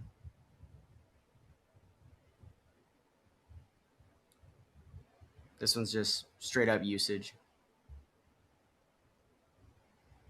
so you don't have to worry too much about anything. So this one you get your on peak, you get your off peak. It's close to APS rates, right? Pretty close. The difference there is the buyback sucks. So don't overproduce anything crazy, and you'll be good to go. Yeah. So you have your basic customer charges. You got your on peak rates. You got your off peak rates. You got your on peak summer peak. You got your winter on peak. You got your off peak, off peak. Then you got your buyback. So pretty similar to what APS is doing. If you have SRP, then that's great. If you have APS, then that's great. But kind of keep an eye on that. But the thing here is there's no demand charges. So with this one, I would do is I would get kind of a 60-70% system minimum, just to kind of get rid of this on peak energy. And then anything off peak, you'd just be buying from the grid at a cheaper rate. And then again, your grandfather into these rates. The next thing is the time of use. Electric vehicle, which nobody really does anything with. I mean, let's kind of take a look at what that looks like. It's definitely higher, but all it does is it really gives you cheap rates for when you can charge your car. So like we'll just show you. So it's like winter on off peak, super exciting. Summer on off peak, super exciting. Summer peak on off peak, super exciting. But they want you to like charge your car from essentially midnight to 5 in the morning. I think they kind of just like mention that. They just give you like the date. Let's just go here. And I'm gonna give you guys all this stuff. It's all in the Solar 101 vault. What the heck? Oh, sorry, trying to zoom in. No. So again, May 1, October 1, 2 to 8. Yada yada. Yada yada. On off peak. And then you get your super off peak from 6 to 8. So this is where you want to charge your cars from. This is the E14 plan. Where's those numbers?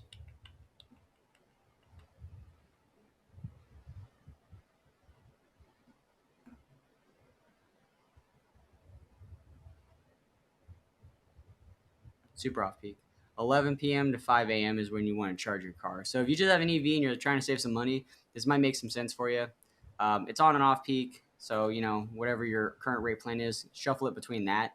But the idea there is from, 11 p.m. to 5 a.m., you're charging your car and you're doing good things, right? And so I hope that makes some sense. But those are all the rate plans that really go down to it. Again, I'm going to download all these again. If I don't already have them in the Solar 101 vault, I will. We're going to want to get those up there. But that's that, guys. That's the rate plans. That's module 4, essentially. With that, let's see what we got here. Did I skip something? I may have skipped something. Just to kind of give you the meat and potatoes of whatever it was. APS and SRP are different with their buyback drops. APS is ran by the Corporations Commission. So what that basically just means is they get to vote on all their crap. With SRP, they're publicly traded. They can do whatever they want whenever they want to. So if shareholders are like, hey, we want more or less solar, they'll make it happen. If the owners of SRP want it to be one way or the other, they'll make it happen. They can do that overnight if they choose to. They don't really have a big approval rate as far as that goes, but super cool there. Let me pull up this real quick, just so you guys have the link to the Solar 101 page. with that, do your best. Kind of copy, go to that link, check it out. That way you can download all the SRP APS stuff, um, and then kind of go from there and have that, or you just Google it and do whatever you want to do, right? And that's the best way to do it. Is just register for Solar 101. You'll be good to go. Once you register, you'll have everything in the vault as it updates. You'll have more to it as we evolve and the utility companies change. You'll have updates to that as well as new documents come out. You'll have updates to that. So I highly recommend the Solar 101 Vault. Take a look at it. Register. It's completely free. You're gonna get more information out of it than you did before, and you'll be good to go on all that. But let's kind of go down the line here. If you don't have that, just screenshot it and then go from there. I want to move on and make sure that this is making a lot of sense for you guys. I don't know how to get rid of this. There we go. Cool. But that's the big difference there. APS, though, to come back to the ACC thing, they just had we just did a big fight with the Corporations Commission. They got a 4-1 vote against one of their commissioners who's trying to kill solar. He really, really outed himself as being a dick. But the idea there is he wanted to drop the buyback down to 5 cents immediately, back in September 1st, and now we got it down to the normal rate, which is 10% every year. But as time goes forward, he's going to keep trying to get it down another 20%, and then see what he can get. So he wants, there's the inch, which is the 10% drop, and he's trying to take a mile, which is kill solar completely. It feels like, so that sucks. But here's what changed though. APS over the last couple of years got rid of all their rate plans. They keep giving it cute names like combined advantage, standard rates, Saver's Choice Plus, Saver's Choice Max, Saver's Choice Light, Saver's Choice Premier Choice, blah blah blah blah blah. Now they just have fixed energy charge plan, time of use 4 to 7 weekdays, time of use 4 to 7 weekdays with demand charge. So they're not creative anymore. They're just like changing. They change their rate plan so often that they're running out of names. So they're just throwing it up on the board, right? We did the live comparison already, and then we did the SRP live comparison. Right. So what does solar do, man? It gives you control. It gets you away from all this APS, SRP garbage. It makes the confusing stuff go away. Once you set it and forget it, you're great. You can forget it rather. Uh, you're put in a position where you're like, all right, cool. Now I know what I have. My solar dude explained it to me. I know that I'm on the right rate plan with solar. I know how I'm combating these on peak, off peak rates. I know that I have the right size. I know where I'm going with my energy usage. Let's lock it in, set it, forget it, and I'll be happy as heck moving forward. And that's what solar does for you guys. That's like the long term investment of it. It's not this let me install it and watch my bank account flow. It's a how do I live more comfortably? How do I put myself in a position where this is mathematically going to make sense? It's strategery, guys. It's solar, right? It's not this magic wand that you wave and boop, it's good to go. And it used to be like that with net metering. It used to be very simple, guys. You used to be able to install, know that you're overproducing, credit for credit. You didn't have any problems and you were super happy. Now it's like, well, if I put this here and I tinker there and I push this button and I pull this lever, then savings comes out, and it's not coming out as fast as it used to, but it's still coming, right? So just kind of keep that in mind. Like solar makes sense, but you got to do it right. So today, the electricities, they move around, right? The rates, they change, they go up, they go down. On peak, off peak, it's getting crazy. Demand charges, they're more prevalent than they've ever been. Like demand charges 3 years ago didn't even matter. Like you didn't even talk about them. Now it's like the biggest things. Like, well, demand charges is how you get away from this, but demand charges are their own problem, right? You get a poor visibility of what your power usage looks like. You don't get an idea of how to win in the situation, and that's really a bummer. With solar, you lock in your rates for 25 years plus, right? And you're not even going to be in your house that long. But you get these competitive pricing, right? The next homeowner gets to take over where you left off. It's a grandfather situation. And that does build value, because when I show people solar homes, I say, hey, like here's where this house is locked in at, and here's where the neighbors are at. And like, holy shit, why are the neighbors spending 40 cents a kilowatt hour? And it's like, yeah, exactly. Like we're not there yet, obviously, guys. I'm just future proofing, exaggerating, right? But I could be like, hey, yeah, this house right here is locked in at 12 cents. And its solar is great. It's amazing. It's happy. It's getting all of its power from net metering, APS rate plans. That doesn't change. there's no time of use, but this neighbor right here is struggling to figure out from 4 to 7 why they're spending 31 cents a kilowatt hour and their demand charges and this, that, and the other thing. So it makes things a lot more simple. It puts you in a position where you're locking in and you're getting off the inflation roller coaster. It's clean energy. It's great. It's happening, and it's good for you, right? So these are just things you should be thinking about. Um, but that's really the situation there. So the question is, how do I save money? Right? Utility companies, they rise annually, sometimes monthly. Why? It's driven by the economy. If coal prices, solar prices, natural gas prices, all this stuff is going up. If a power line breaks down, if the corporation's commission, if the commissioner wants to make $9 million a month versus $8 million a month in revenue, in profits for their salary, then they can do that, and they're going to raise their rates. They're going to do whatever they want to do, right? There's always fees attached to your stuff. With solar, you're slowing that down, right? You're locking it in. As these rates are getting away from you, you're basically future proofing yourself. So as these rates are going up and up and up and up and up, you're still down here. So that margin becomes bigger. Your savings becomes bigger over time. You start to save a lot more money over time. Solar's not today's savings. I mean, you'll get a little bit. You'll get some good savings, right? And you'll see it. But as these rates are getting away from you and you're staying down, you're watching that plane fly away, fly away into the sun, gone, right? You don't have to worry about that anymore. Um, Solar panels don't just die in 10 years either. So you have this long-term situation. If you do qualify for the tax credits and things like that, then you're going to take advantage of that and win the situation there. So you do get your tax credits. You're avoiding tax liability over here by putting it back into your system. But again, talk to a CPA about that. We're solar people. We're not tax people. So how do I save money? For example, with APS's new rate plans, you're paying an average of 17 to 22 cents a kilowatt hour, depending. That's about 13 off peak, 31 on peak, starting in 2024.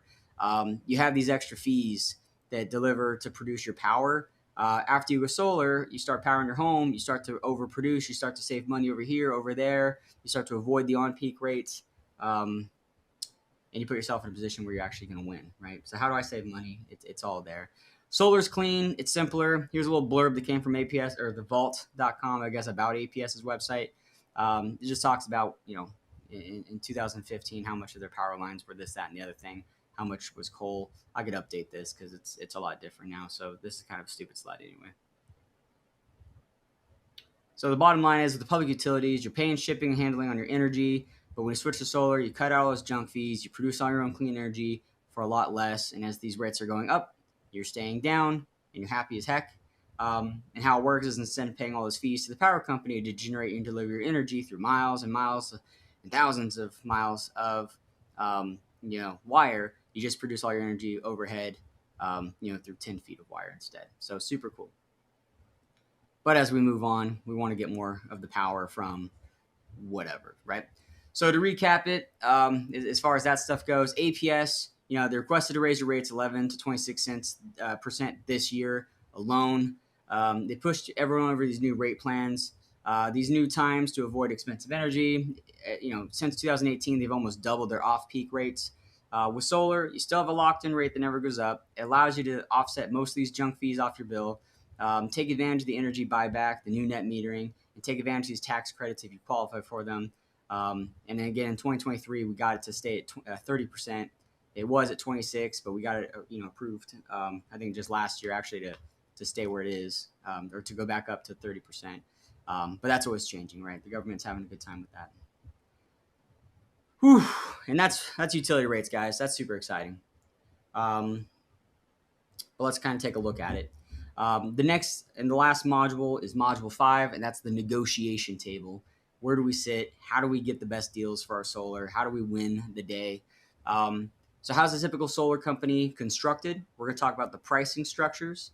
We're going to talk about dealer fees and red lines. We're going to talk about my brackets. So I thought I talked about it earlier. Maybe I'm just confused, but we'll talk about it again of what these solar rates should be. We're going to talk about upgrades and how to ask for them, how to get the most out of your situation. And then we're going to leverage your quotes. We're going to teach you how to use spell check for one. I can see that I did a speller there. And we're going to use this to save on that. So let's talk about it, right? So the first thing is, how are these solar companies set up? There's really three pieces to the puzzle there. There's an installing dealer. These are the people who do your installations of your actual solar. And we go deep into this on the actual solar 101. But they do your actual installation. They're the ones who actually put your solar up on your roof. They're the ones who hold the warranties. They're the ones who are liable for taking a look at your warranties, your servicing, things like that, things of that nature. And they're the ones you actually have a contract with, right? And then next level down is the EPC, or the dealer is what some people call them. Any sole proprietor or LLC can just join an installing dealer and set up their own solar company. There's no bar to entry to that. Limited liability though. All they're doing is designing the system. They're pushing it to the installer and letting them take care of the project management, things like that. So again, we're back to the installing dealer. They're the ones who you really should be focused on when you're doing your research on a company. Who's the installing dealer? Because they're the ones at the end of the day that are going to be super powerful, right? And the reason for that is because the EPC or the dealer, they really don't have any power over your warranties, your services, and they're typically the first to go out of business and leave the industry. They have the easiest in, the easiest out. They can come in, they can make their money, they can build up customers, and then they leave. And then the installer is the one who has to kind of hold on to those warranties, hold on to those customers, and keep everybody happy. Then there's the financing, the lender. People get confused and they think, yeah, I'm paying all my bill to Fusion Power or Freedom Forever. You're not. You're paying it to the financing or the lender. So, for example, GoodLeap or Sonova. Well, I guess Sonova is also a lender. Sonova, Sunrun, SunPower. These are lenders, and some of them are also solar installers, and some of them are also solar dealers. For example, SunPower, they're kind of all in one. Sunrun, they third party that out to a lot of companies as well. But typically, these are the people who do not hold um, the warranties of the services, the guarantees. They're the ones you just set up your financing through. For example, with SunPower, though, they're the installer. They were the manufacturer. They're the servicing company. They're the lender. They hold the warranties. So they're an all-in-one, fully integrated, vertically integrated company. So just do your research on who the companies are, figure out the hierarchy, and you'll be good to go. You'll be pretty safe with that. Pricing, structures, and norms. So dealer fees, what are those, right? What is an actual dealer fee? So it's basically charging for using a specific lender. And we showed you that in the comparison, basically that 35% financing fee, that's a dealer fee. It varies based off of APR and loan length. So I showed you that the lower the loan length, the higher the loan length, the higher the APR, the lower the APR, those dealer fees change. And that's going to affect your monthly payment quite a bit. We're going to talk about red lines here. This is kind of a gray area secret with solar, right? And it's no big deal. But everyone knows that these dudes are commissioned, right? We make money. It's how the business works. I haven't met any hourly salespeople in solar, maybe like 3 or 4 of them, and they're typically just like the door knocking lead setters, and that's it. They're not really paid off of success. But the bottom line is their bottom line pricing. A red line is the bottom line pricing a sales rep can sell at. So typically it's an average of $2.60 a watt to $2.85 a watt.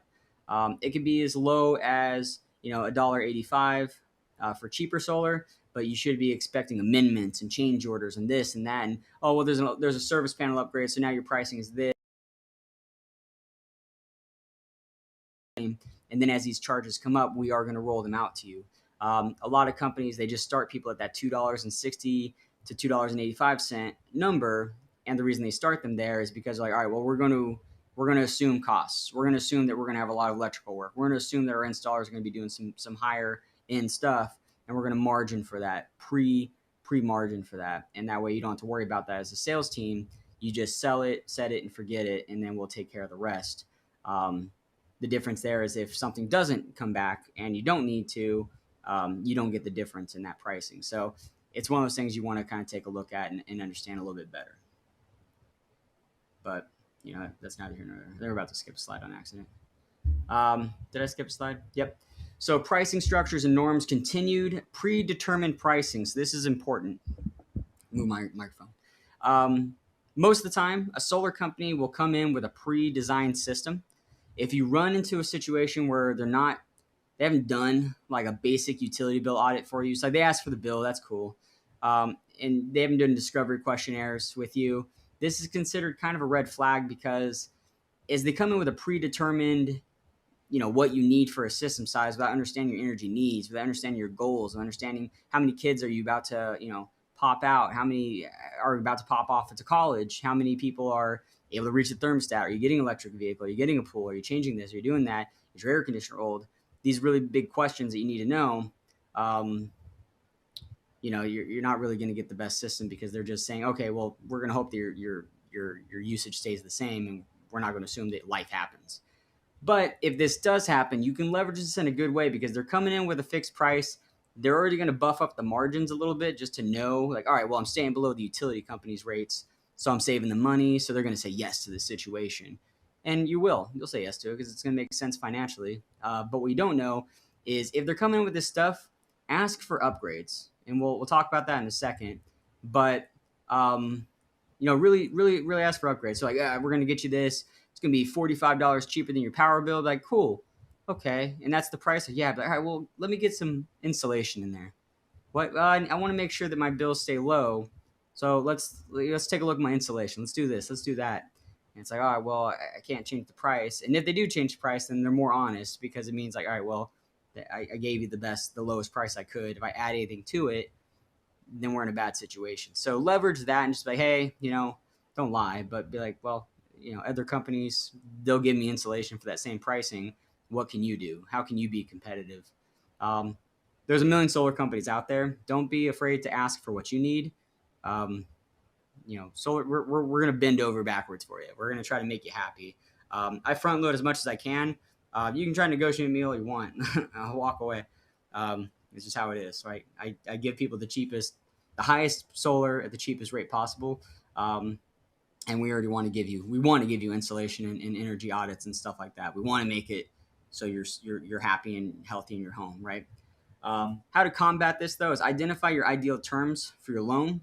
Know what your length makes more sense to you, right? Are you going to pay it off sooner? Are you going to ride that length out all the way to the 25 years, or move and let the next homeowner take care of it? What's your price? What's your budget? What APR makes the most sense to you? Does a higher APR work for you? Can you pay more to get that lower loan amount because you plan on paying off your system sooner?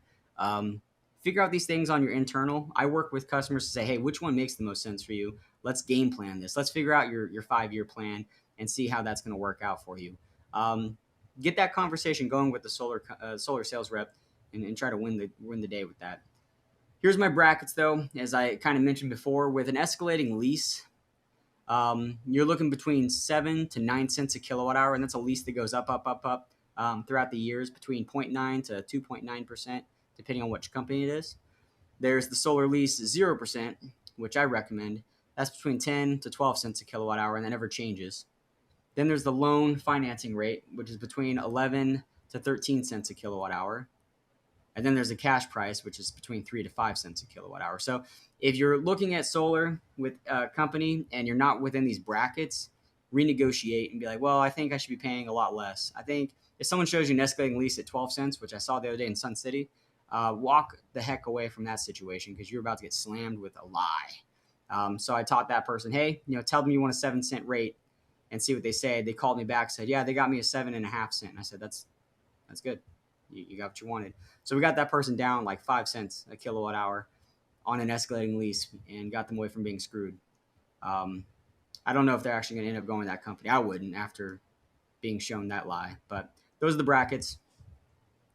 Here's some tips asking for more. Again, once you get to the negotiation table, which is typically the kitchen table of your home, and the solar companies present all the options to you, give them some pause and ask them about the reduction versus production. So basically, I want insulation, I want duct sealing, I want a light bulbs, I want a thermostat, I want something. Let them know that you're concerned with more than just the price of the utility rates, but you're also aware that the degradation of these panels over time means that power bill is going to slowly creep back in, and you want to make sure you can combat that with actual energy efficiency upgrades, right? Ask them what else is included in their solar. They should be offering you at least an audit to see where your power is going and why it is the way that it is.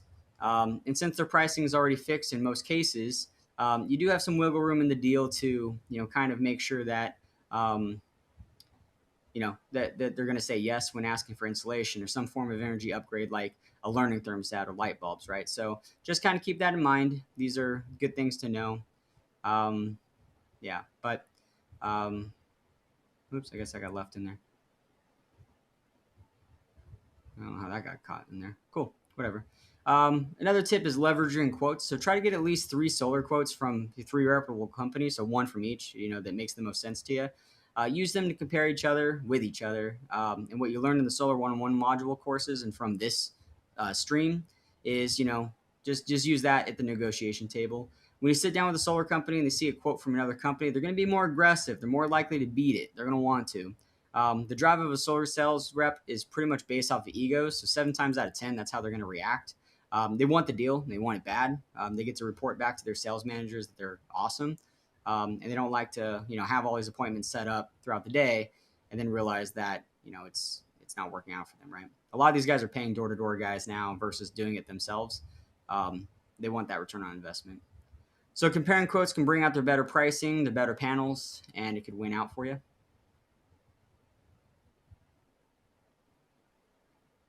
So here's some questions to ask. Who makes the panels? Who makes the inverter? Who makes the mounting hardware? What are the warranty lengths and what do they cover? What's excluded from the warranties and the financing options available? In the Solar 101 modules, there's like a full 60 plus questionnaire. We're about to update that today. So download that and you're going to have more than 5 questions to ask. But these are just the basics. It just kind of keeps the sales reps on their toe to know if they even know what they're talking about.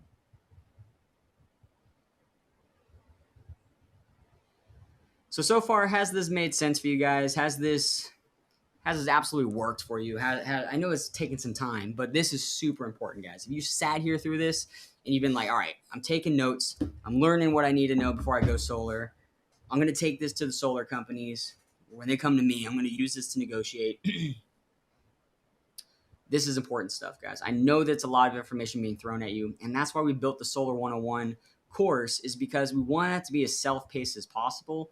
We want you to be in a position where you're like, all right, cool. Like I can watch this video, I can take notes here, I can pause this, I can rewind this, I can do this, I can do that, do. And then even when you're done talking to a solar company, you're about to sign a deal, you're like, let me just think about this for a day. You can scroll to the part that you have questions about because they're all labeled super well.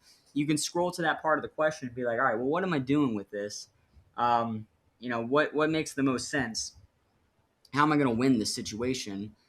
And you can kind of push to that situation, right? So you can sit there and be like, all right, well, what do I need to know about warranties? And then you're like, all right, cool, I got the warranty section, right? Well, what do I need to know about the panels? Well, I got the panels section, right? Okay, well, what do I need to know about the financing? Well, I got the financing section, right?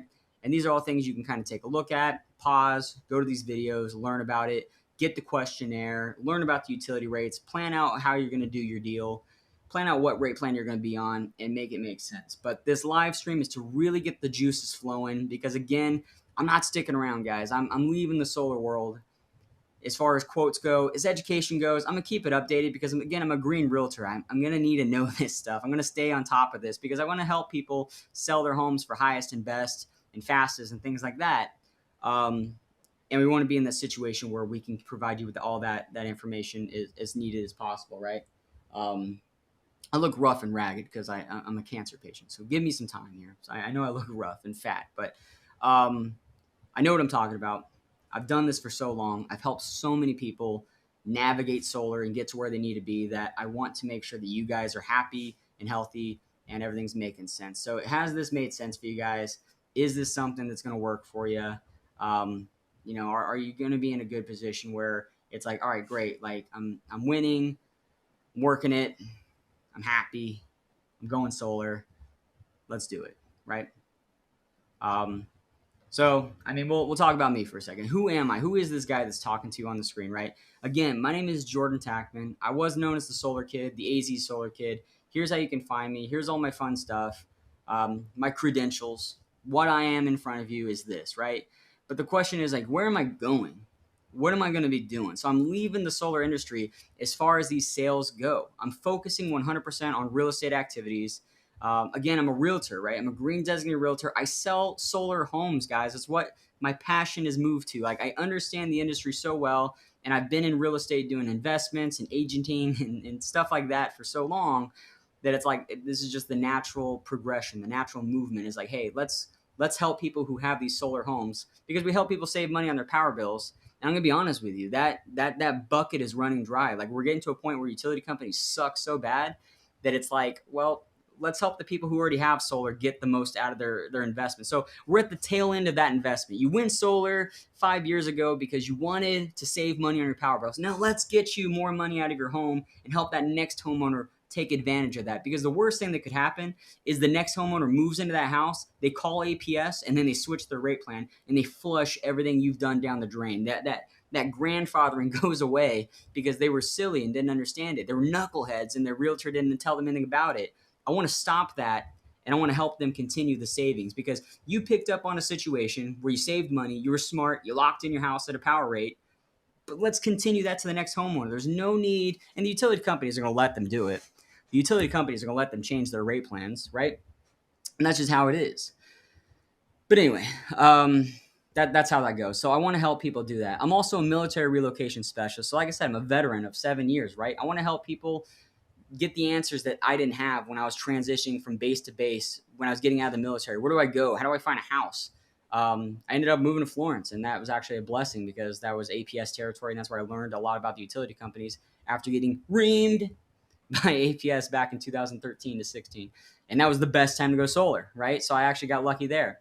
Whoever took over my house, I sold it to. They have a 9 cent flat rate with solar. It's super cool. They got 8 cent or whatever. They got employee pricing. I transitioned to them when I moved. If I could buy that house back, I would, but it's like 3 times what it was worth then. But anyway, so I help veterans, active duty, National Guard, reservists, their families find homes when they're PCSing. That's when they're changing duty stations, or ETSing when they're coming home and staying put for a little bit. I work in investment opportunities as well. That's one of my big passion projects is sober living homes, right? So anytime that someone goes solar with us or we sell a home, we put a piece of that into the investment company, and we basically try to help these people rehabilitate their lives and get into affordable and attainable housing, right? Because a lot of people don't have this 3x income, this 5x income, this huge down payment, this credit score that's amazing.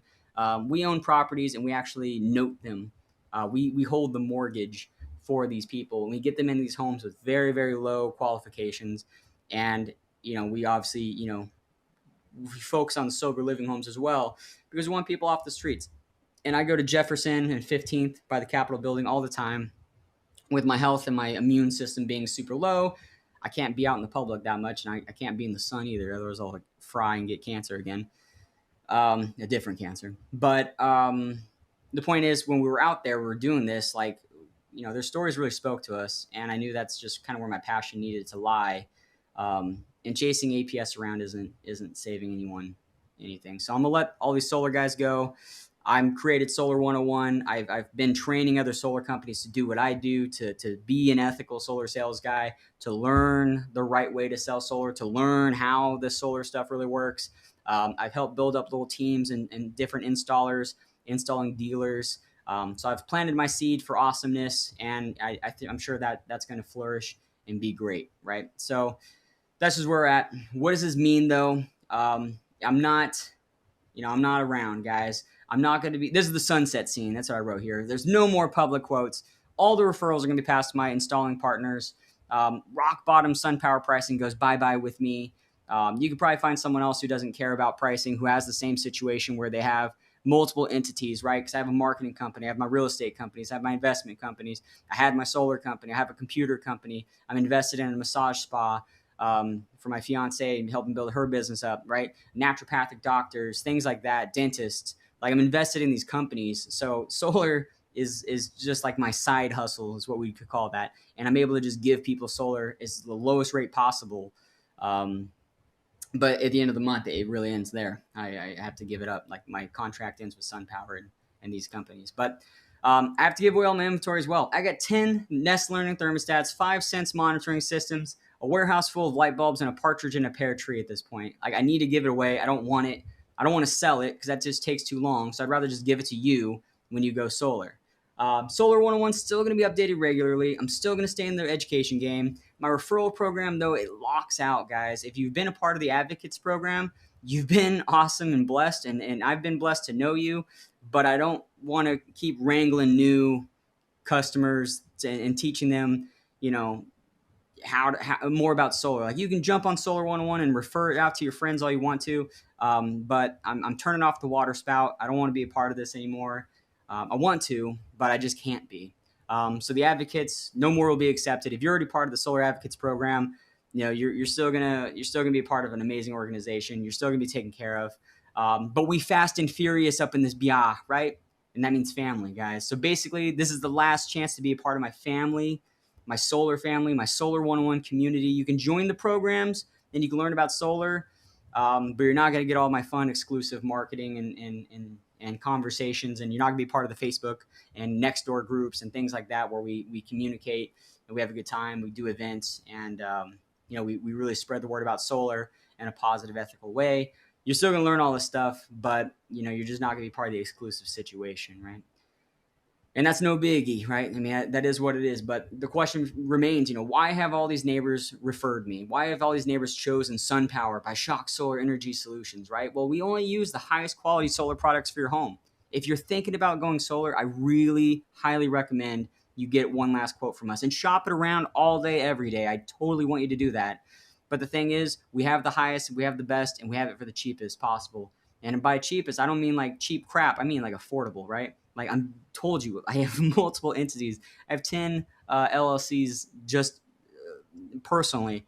Um, I'm good. Solar, a lot of these people, like, they strive for solar. They're buying their yachts with solar, their mansions with solar. I'm giving it back to the community as much as I can, right? I'm giving it back. But all of our systems are manufactured direct, essentially, right? So SunPower's Maxion, right? They split off their company, but everything's Maxion, and they actually have a 40-year warranty now. We're not even going to talk about that. But if you don't want the best, we do work with large installers around the state, right? We have a huge, large installing network, and I'll show you what that looks like in just a bit, right? We're more than just a solar company. We're an energy efficiency company. We know the consumption and production model matters, right? A lot of people are just trying to do a bill swap, which does not make a lot of sense anymore. It doesn't work for you anymore. It can't work for you anymore. And it's one of those things. So we solve that consumption issue while getting you the optimum production from your solar panel, something that's going to last you, 20, 30, 40, 50 years before it actually needs to be thought about and replaced. It saves you thousands of dollars in extra energy fees. It helps you improve your home's value, your comfort. It gives you a better resale potential because, for example, we didn't even talk about this, but SunPower is Pearl certified. So that's already a qualification that appraisers look for when, comparing green homes, right? You already have a long, going solar system. So that's something that appraisers are going to be looking for. New homeowners, buyers, and buyers agents are going to be understanding this because we teach them with that. So we're not only just a solar company, we're not only just a solar efficiency company, we're also a real estate company, by proxy, and we help you sell your home. But my favorite thing is we work off the leadership model. And so I'll talk about this veteran thing one last time. Is a big thing was, like, the seven characters, the pillars of success, right? Loyalty, duty, loyalty, duty, respect, selfless service, honor, integrity, personal courage, right? These are the things that we work for, right? We're loyal to our customers. We have a duty to get you the best system possible and to tell you if it's not going to make sense. We're going to respect your time. We're going to respect your money. We're going to respect you and your family. Selfless service. We're going to walk away from the situation if it's not going to make sense for you. But we're also going to go above and beyond in our hours. We're going to answer those phone calls at late hours to make sure that you're happy and healthy and everything's working. We're going to honor you. We're going to honor our work. It's a pleasure to be who we are. But we're going to do it with integrity, guys. We're going to do it with honesty. We're going to do it with this internal desire to do right by our customers because it's worked out. The proof is in the pudding. I've had so many referrals and references from current customers. I mean, Arturo Torres out in Goodyear, like, he's always referring me, right? I mean, that guy has 4 different homes, and I have solar on 2 of them for him, and he still refers me out because he has solar on the other ones from a different company. He switched over to me because of our customer service, right? We're good friends at this point. Personal courage, right? We're gonna tell you what it is. We're gonna be transparent with you. If there's a deadline and we're not making it, we're gonna be like, hey, you know what? We messed up somewhere. We want to fix this for you. We're gonna step it up for you. I still have customers that are pissed at me because we weren't able to meet a deadline, and we're gonna come back around that, like, hey, here's how we're gonna make this better for you. The timing wasn't right, but here's your Christmas gift. from 2 years ago type thing. And that's how we move. We move and we sway with that. So why Shock Solar, guys? Shock Solar Energy Solutions, we're dedicated to helping homeowners save money. We're not trying to collect deals. We're not trying to, run up to our sales organizations and be like, hey man, we got so many deals this week, this month. We're super stoked. We're super excited. Yeah, look at me, clap every time I get a sale type thing. That's not what we're doing. That's not who we're trying to become. We're here for you, right? We don't announce our sales in a public meeting. We don't go to these companies, but yeah, look how many people I helped this month, right? We don't need that. That's just not what it's about. It's just one of those situations where it's just not what it is. Um, yeah, anyway, we provide them cheaper, cleaner energy than the public utilities. We find them the best deals in the solar community. I work with a top solar company, so I can find you the quote that's going to make sense for you. And even if it's not with my company, I want to find you the best deal in the market. I want to shop this with you. I want to work with this with you, right? And if it doesn't come with my company, that's okay. That's totally fine. I don't care. I want to make sure that you are being taken care of. And that starts with this education. So do the Solar 101, guys. Like log into the site and learn more about solar, right? We want to provide the best customer experience, the easiest transition to the solar revolution, and then some. I want to help you sell your home down the line. I want to give you so much of my time and you know, my friendship and my family and my love that you're like, hey, you know what? This guy helped me over here. This guy helped me over here. Now he's going to help me sell my home and help my family find the next home. You give me the highest and the best and yada, yada. And what that does, that helps me, helps my family, helps, puts us in a good situation because we're all doing business together. At the end of the day, we're family, but we're also doing business. We're helping each other out. We're referring each other. We're doing great things. And we're creating a really good environment that makes sense, right? We're actually creating a relationship that nobody wants to crap on. I want this to last a lifetime, and I want to build a relationship with you. And if you're not into that, if you don't want a relationship, if you hate the flavor of my Kool-Aid and my personality, then let's not work together. Let's not start something that's not going to make some sense and we're going to have some bickering down the road and whatever it is. If we're not jiving, let me at least help you compare your quote, find you a company that's going to make sense for you, and you can go from there. And that's what it is, right? With our solar, though, we actually have a 25-year bumper-to-bumper warranty. We don't use a third-party company like Solar Insure, which if you go to their website, it's not even an insurance company. It literally says, like, we're not an insurance company. We've been around for 16 years, but we're gonna warranty you for 30. You haven't even been around longer than your warranty. SunPower's been around for 38 years. That's longer than their 25-year bumper-to-bumper warranty. They're coming up on their Maxion 40-year warranty that they're about to announce. We give back to the community. So again, with every solar customer that we help, every home that we sell, we give back to the community, and we put people in a situation where it's like, hey, 10% of it goes to those needs of the homeless veterans in that population. So we're always trying to give back. We're trying to give back to the community. We're trying to help these people. So here's all the companies that I work for. I'm going to be honest with you. Some of these are actually like technical companies. So SunPower, Fusion Power, Vivint, Sunrun, we have dealerships with them. Sonova, we have dealerships with them. Maxion, they're the ones who make all SunPower cells now. Dividend, Good Leap, Mosaic, Sunlight, these are just financing companies. Some of them I don't even really use. I just have access to them in case there's a comparison thing needed. Credit Human's pretty cool right now for they're popping off for Fusion Power. They're really good. Aurora, great designing tool. We use that for all of our LiDAR satellites and comparisons and things like that. Solo, they're just a proposal company, but we'll go forward with that. But the results are you save money, right? You win. Your power bills are predictable. You can highlight them off. You can see what's going on, and you can learn more about your solar situation. But we do the heavy lifting for you, right? We sit back and relax. And you get to enjoy your time, right? So you get to experience customer service like no other with your own personal energy advocate. You get your own, green designated realtor in this situation. You get access to market leading, most appropriate and cost-effective technology, in-house design systems for quality control, proprietary monitoring technology, energy upgrades, and more. Blah, blah, blah. Features, features, features. Who gives a rat's ass? The point of the thing is you're getting a dedicated team that's going to help you answer all of your questions along the way. You're going to get someone who understands you, someone who wants to learn more about your family, someone who wants to know about your goals so we can help you make those goals a reality. Because that's what this is all about. This isn't let me just sell you a product and go from it. I want to sell you a friendship. I want to sell you a relationship. Again, If that's not what you're into, then pass along, man. Don't even just leave this. Like, go to the Solar 101 website, learn, and then get a quote from someone else, right? But the thing is, I'm leaving. I'm sunsetting the solar project, and I want to gather as many friends and family as I can so I can go along the way and we can do something great together down the road, right? Because that's what this is all about. It's all about helping each other out and making things make sense. But you go solar again for nothing out of pocket, and I use those words sparingly because that means no money down. You don't invest any of your own money to go solar unless you're doing cash system. It's not free, and you're going to save money because we're going to do it right. We're not going to force you to go solar. We're going to show you how to go solar, and we're going to make sure it makes sense for you. I had people that we've waited months before it actually made sense to go solar, and then they pulled the trigger on it, and they're like, I'm so glad I waited. A lot of these companies come in and they've been forcing people to go solar. They've been making it sound like it's like this end all be all. And all of say I do have an end of the month type situation where it's like, hey, I'm leaving out of the solar thing, but as long as you've put some time and effort into thinking about this, and you at least have a quote before the end of the month, then you're kind of grandfathered into that situation.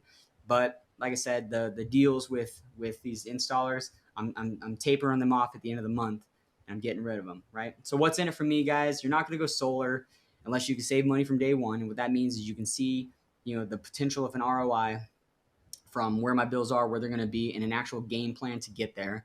And you're not going to do it unless you spend no money out of pocket. And again, that means no money down, not free. Nothing's free. You're still going to be paying money for something. But when you schedule a consultation with me, we're going to go over your specific power usage in your billing, right? We're going to talk about this. We're going to see if this even makes sense for you. We're going to look at these fees and help you understand your current bill, help you figure out what your situation is right now, and go from there. We're going to show you the trend in electricity, your usage, your pricing, how this is working. We're going to talk about your energy goals to know if solar is going to make sense for you or not. It's not for everyone, and that's okay. You're getting all of this for free. This consultation is going to be free. We're gonna look at your numbers, and we're going to see if it makes sense for you. That part's free, right? Um, but that's the situation there. So what is in it for me? People ask that question 150, 1,000 times because you want to make sure you're getting something out of the deal, right? So if you do decide that making the switch to solar is right for you, you're not going to pay anything out of pocket. Again, it's not free, guys. You're going to pay far less than you are with the upcoming rate hikes that are coming down the line. And even if you do decide to own the system, you're still going to save a lot of money. You got to make sure you get that tax credit there. You got to make sure that you're going to qualify for those government rebates, incentives, things like that, because the IRS is the government. But talk to your CPA because that's where you're going to definitely get your answers on that one. We're going to lock in your energy rates. You're going to grandfather into the rate plans as they are today. It's not going to go up. As the rates go up and up and up, you're going to be able to sit back in your recliner and relax and understand that this is not how that's going to work out for you. You're going to be in a good situation. So if you decide to own the system, again, once you pay it off, there's no power bill. You have like your own solar system, your own power plant on the top of your roof. And that's a really awesome thing for you. So since you guys stayed with me today, here's what you guys are getting. I know I've taken a lot of your time, so I'm going to zoom out of here pretty quickly. But you're going to get premium solar, quote from SunPower. You're going to get my best value guarantee. That's my beat my quote website. And we're going to credit you towards your energy efficiency upgrades because we want to make sure your house is healthy and energy efficient before you even, pull the trigger on solar. But since you stuck with me, here's how it works out is we're going to get you an energy audit. Typically, it was like $99 with APS, so we're going to add that into your situation. We're going to make sure we're going to figure out what's going on with your house, why your energy is the way that it is. We're going to get you guys smart learning thermostats. Everyone gets one if you get a quote, up to 3 of them, or if you get, if you go solar, you get installed. For the first 5 people that do this, though, again, I like to have fun with it. We're going to get you guys 50 LED light bulbs for your house. If you have extras, just store them in a closet somewhere. And we're going to get you, for the first 3 people, the Sense monitoring system, which these things are buff as heck, man. So, I mean, I have a whole box of these. So I have all my thermostats over here, right?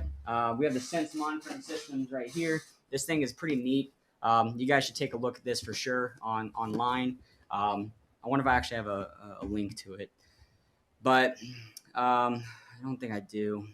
I do. Here's a Sense monitoring system, and then here's the energy home audit that we'd be doing. But there's this, kind of scan the QR code or whatever. But this thing is super buff. There's also like a solar component to it as well that we got to take a look at. But that's kind of that. So kind of take a look at that. It's a super cool thing. You can research it, learn more about it. It's pretty exciting. Yeah. Anyway. But that's only for the first 3 people for the sense monitoring thing. So go to jordantackmansolar.com/beat my quote. Click on see if you qualify, or just fill out the form. I think I made it a lot more simple before this. Just fill out the form. It helps you get us information about the property, your usage. You can submit your bill, multiple bills if you want to. You select the date and time that works the best for you, and that's it, guys. That's super simple. You go to the website, you fill out the form, you learn more about it. You put in the promo code SunnyDay88, though. Without this code, you're still going to get all the great savings that come with solar. You're still going to get SunPower. If you qualify for that, if you know that's what works for you. You're not going to get an energy audit. You're not going to get all the energy gifts for your home.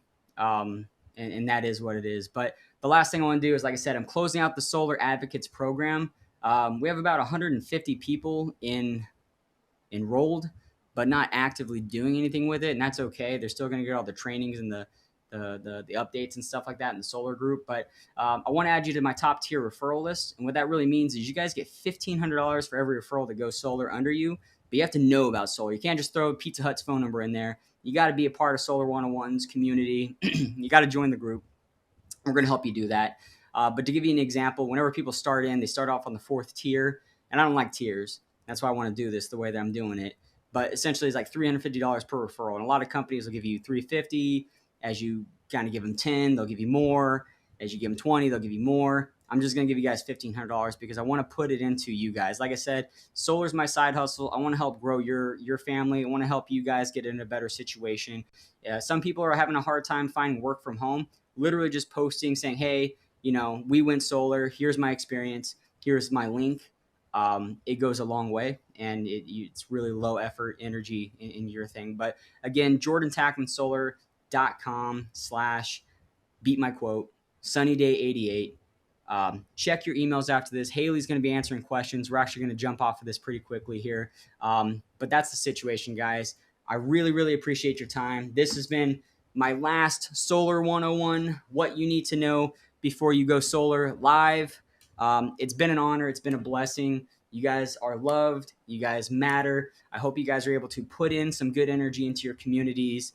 And remember one last thing. I'm not trying to preach to a choir here, but it takes the same amount of energy to criticize and judge and be mean to someone as it does to lift them up, give them positive encouragement, compliment them, and smile. So these two things, once you start to transition and you really put forward the momentum to help people and to put their interests above your own, even at a small percentage, you will see your life change. And as that goes and that momentum changes and you start to build it up and it becomes amazing, your life will change and you will see amazing things and positive things in your life. Solar's been an amazing journey for me. I've met so many amazing people, and I only hope that I'm blessed and very fortunate to continue these relationships down the road in the real estate world. Meeting people with solar homes and military relocation, just people wanting to sell their homes in general, even in the investment world, getting people out of foreclosures, stopping, foreclosure, short sales, things like that. I've been in a super awesome situation where I get to learn people's stories and become a part of their journey.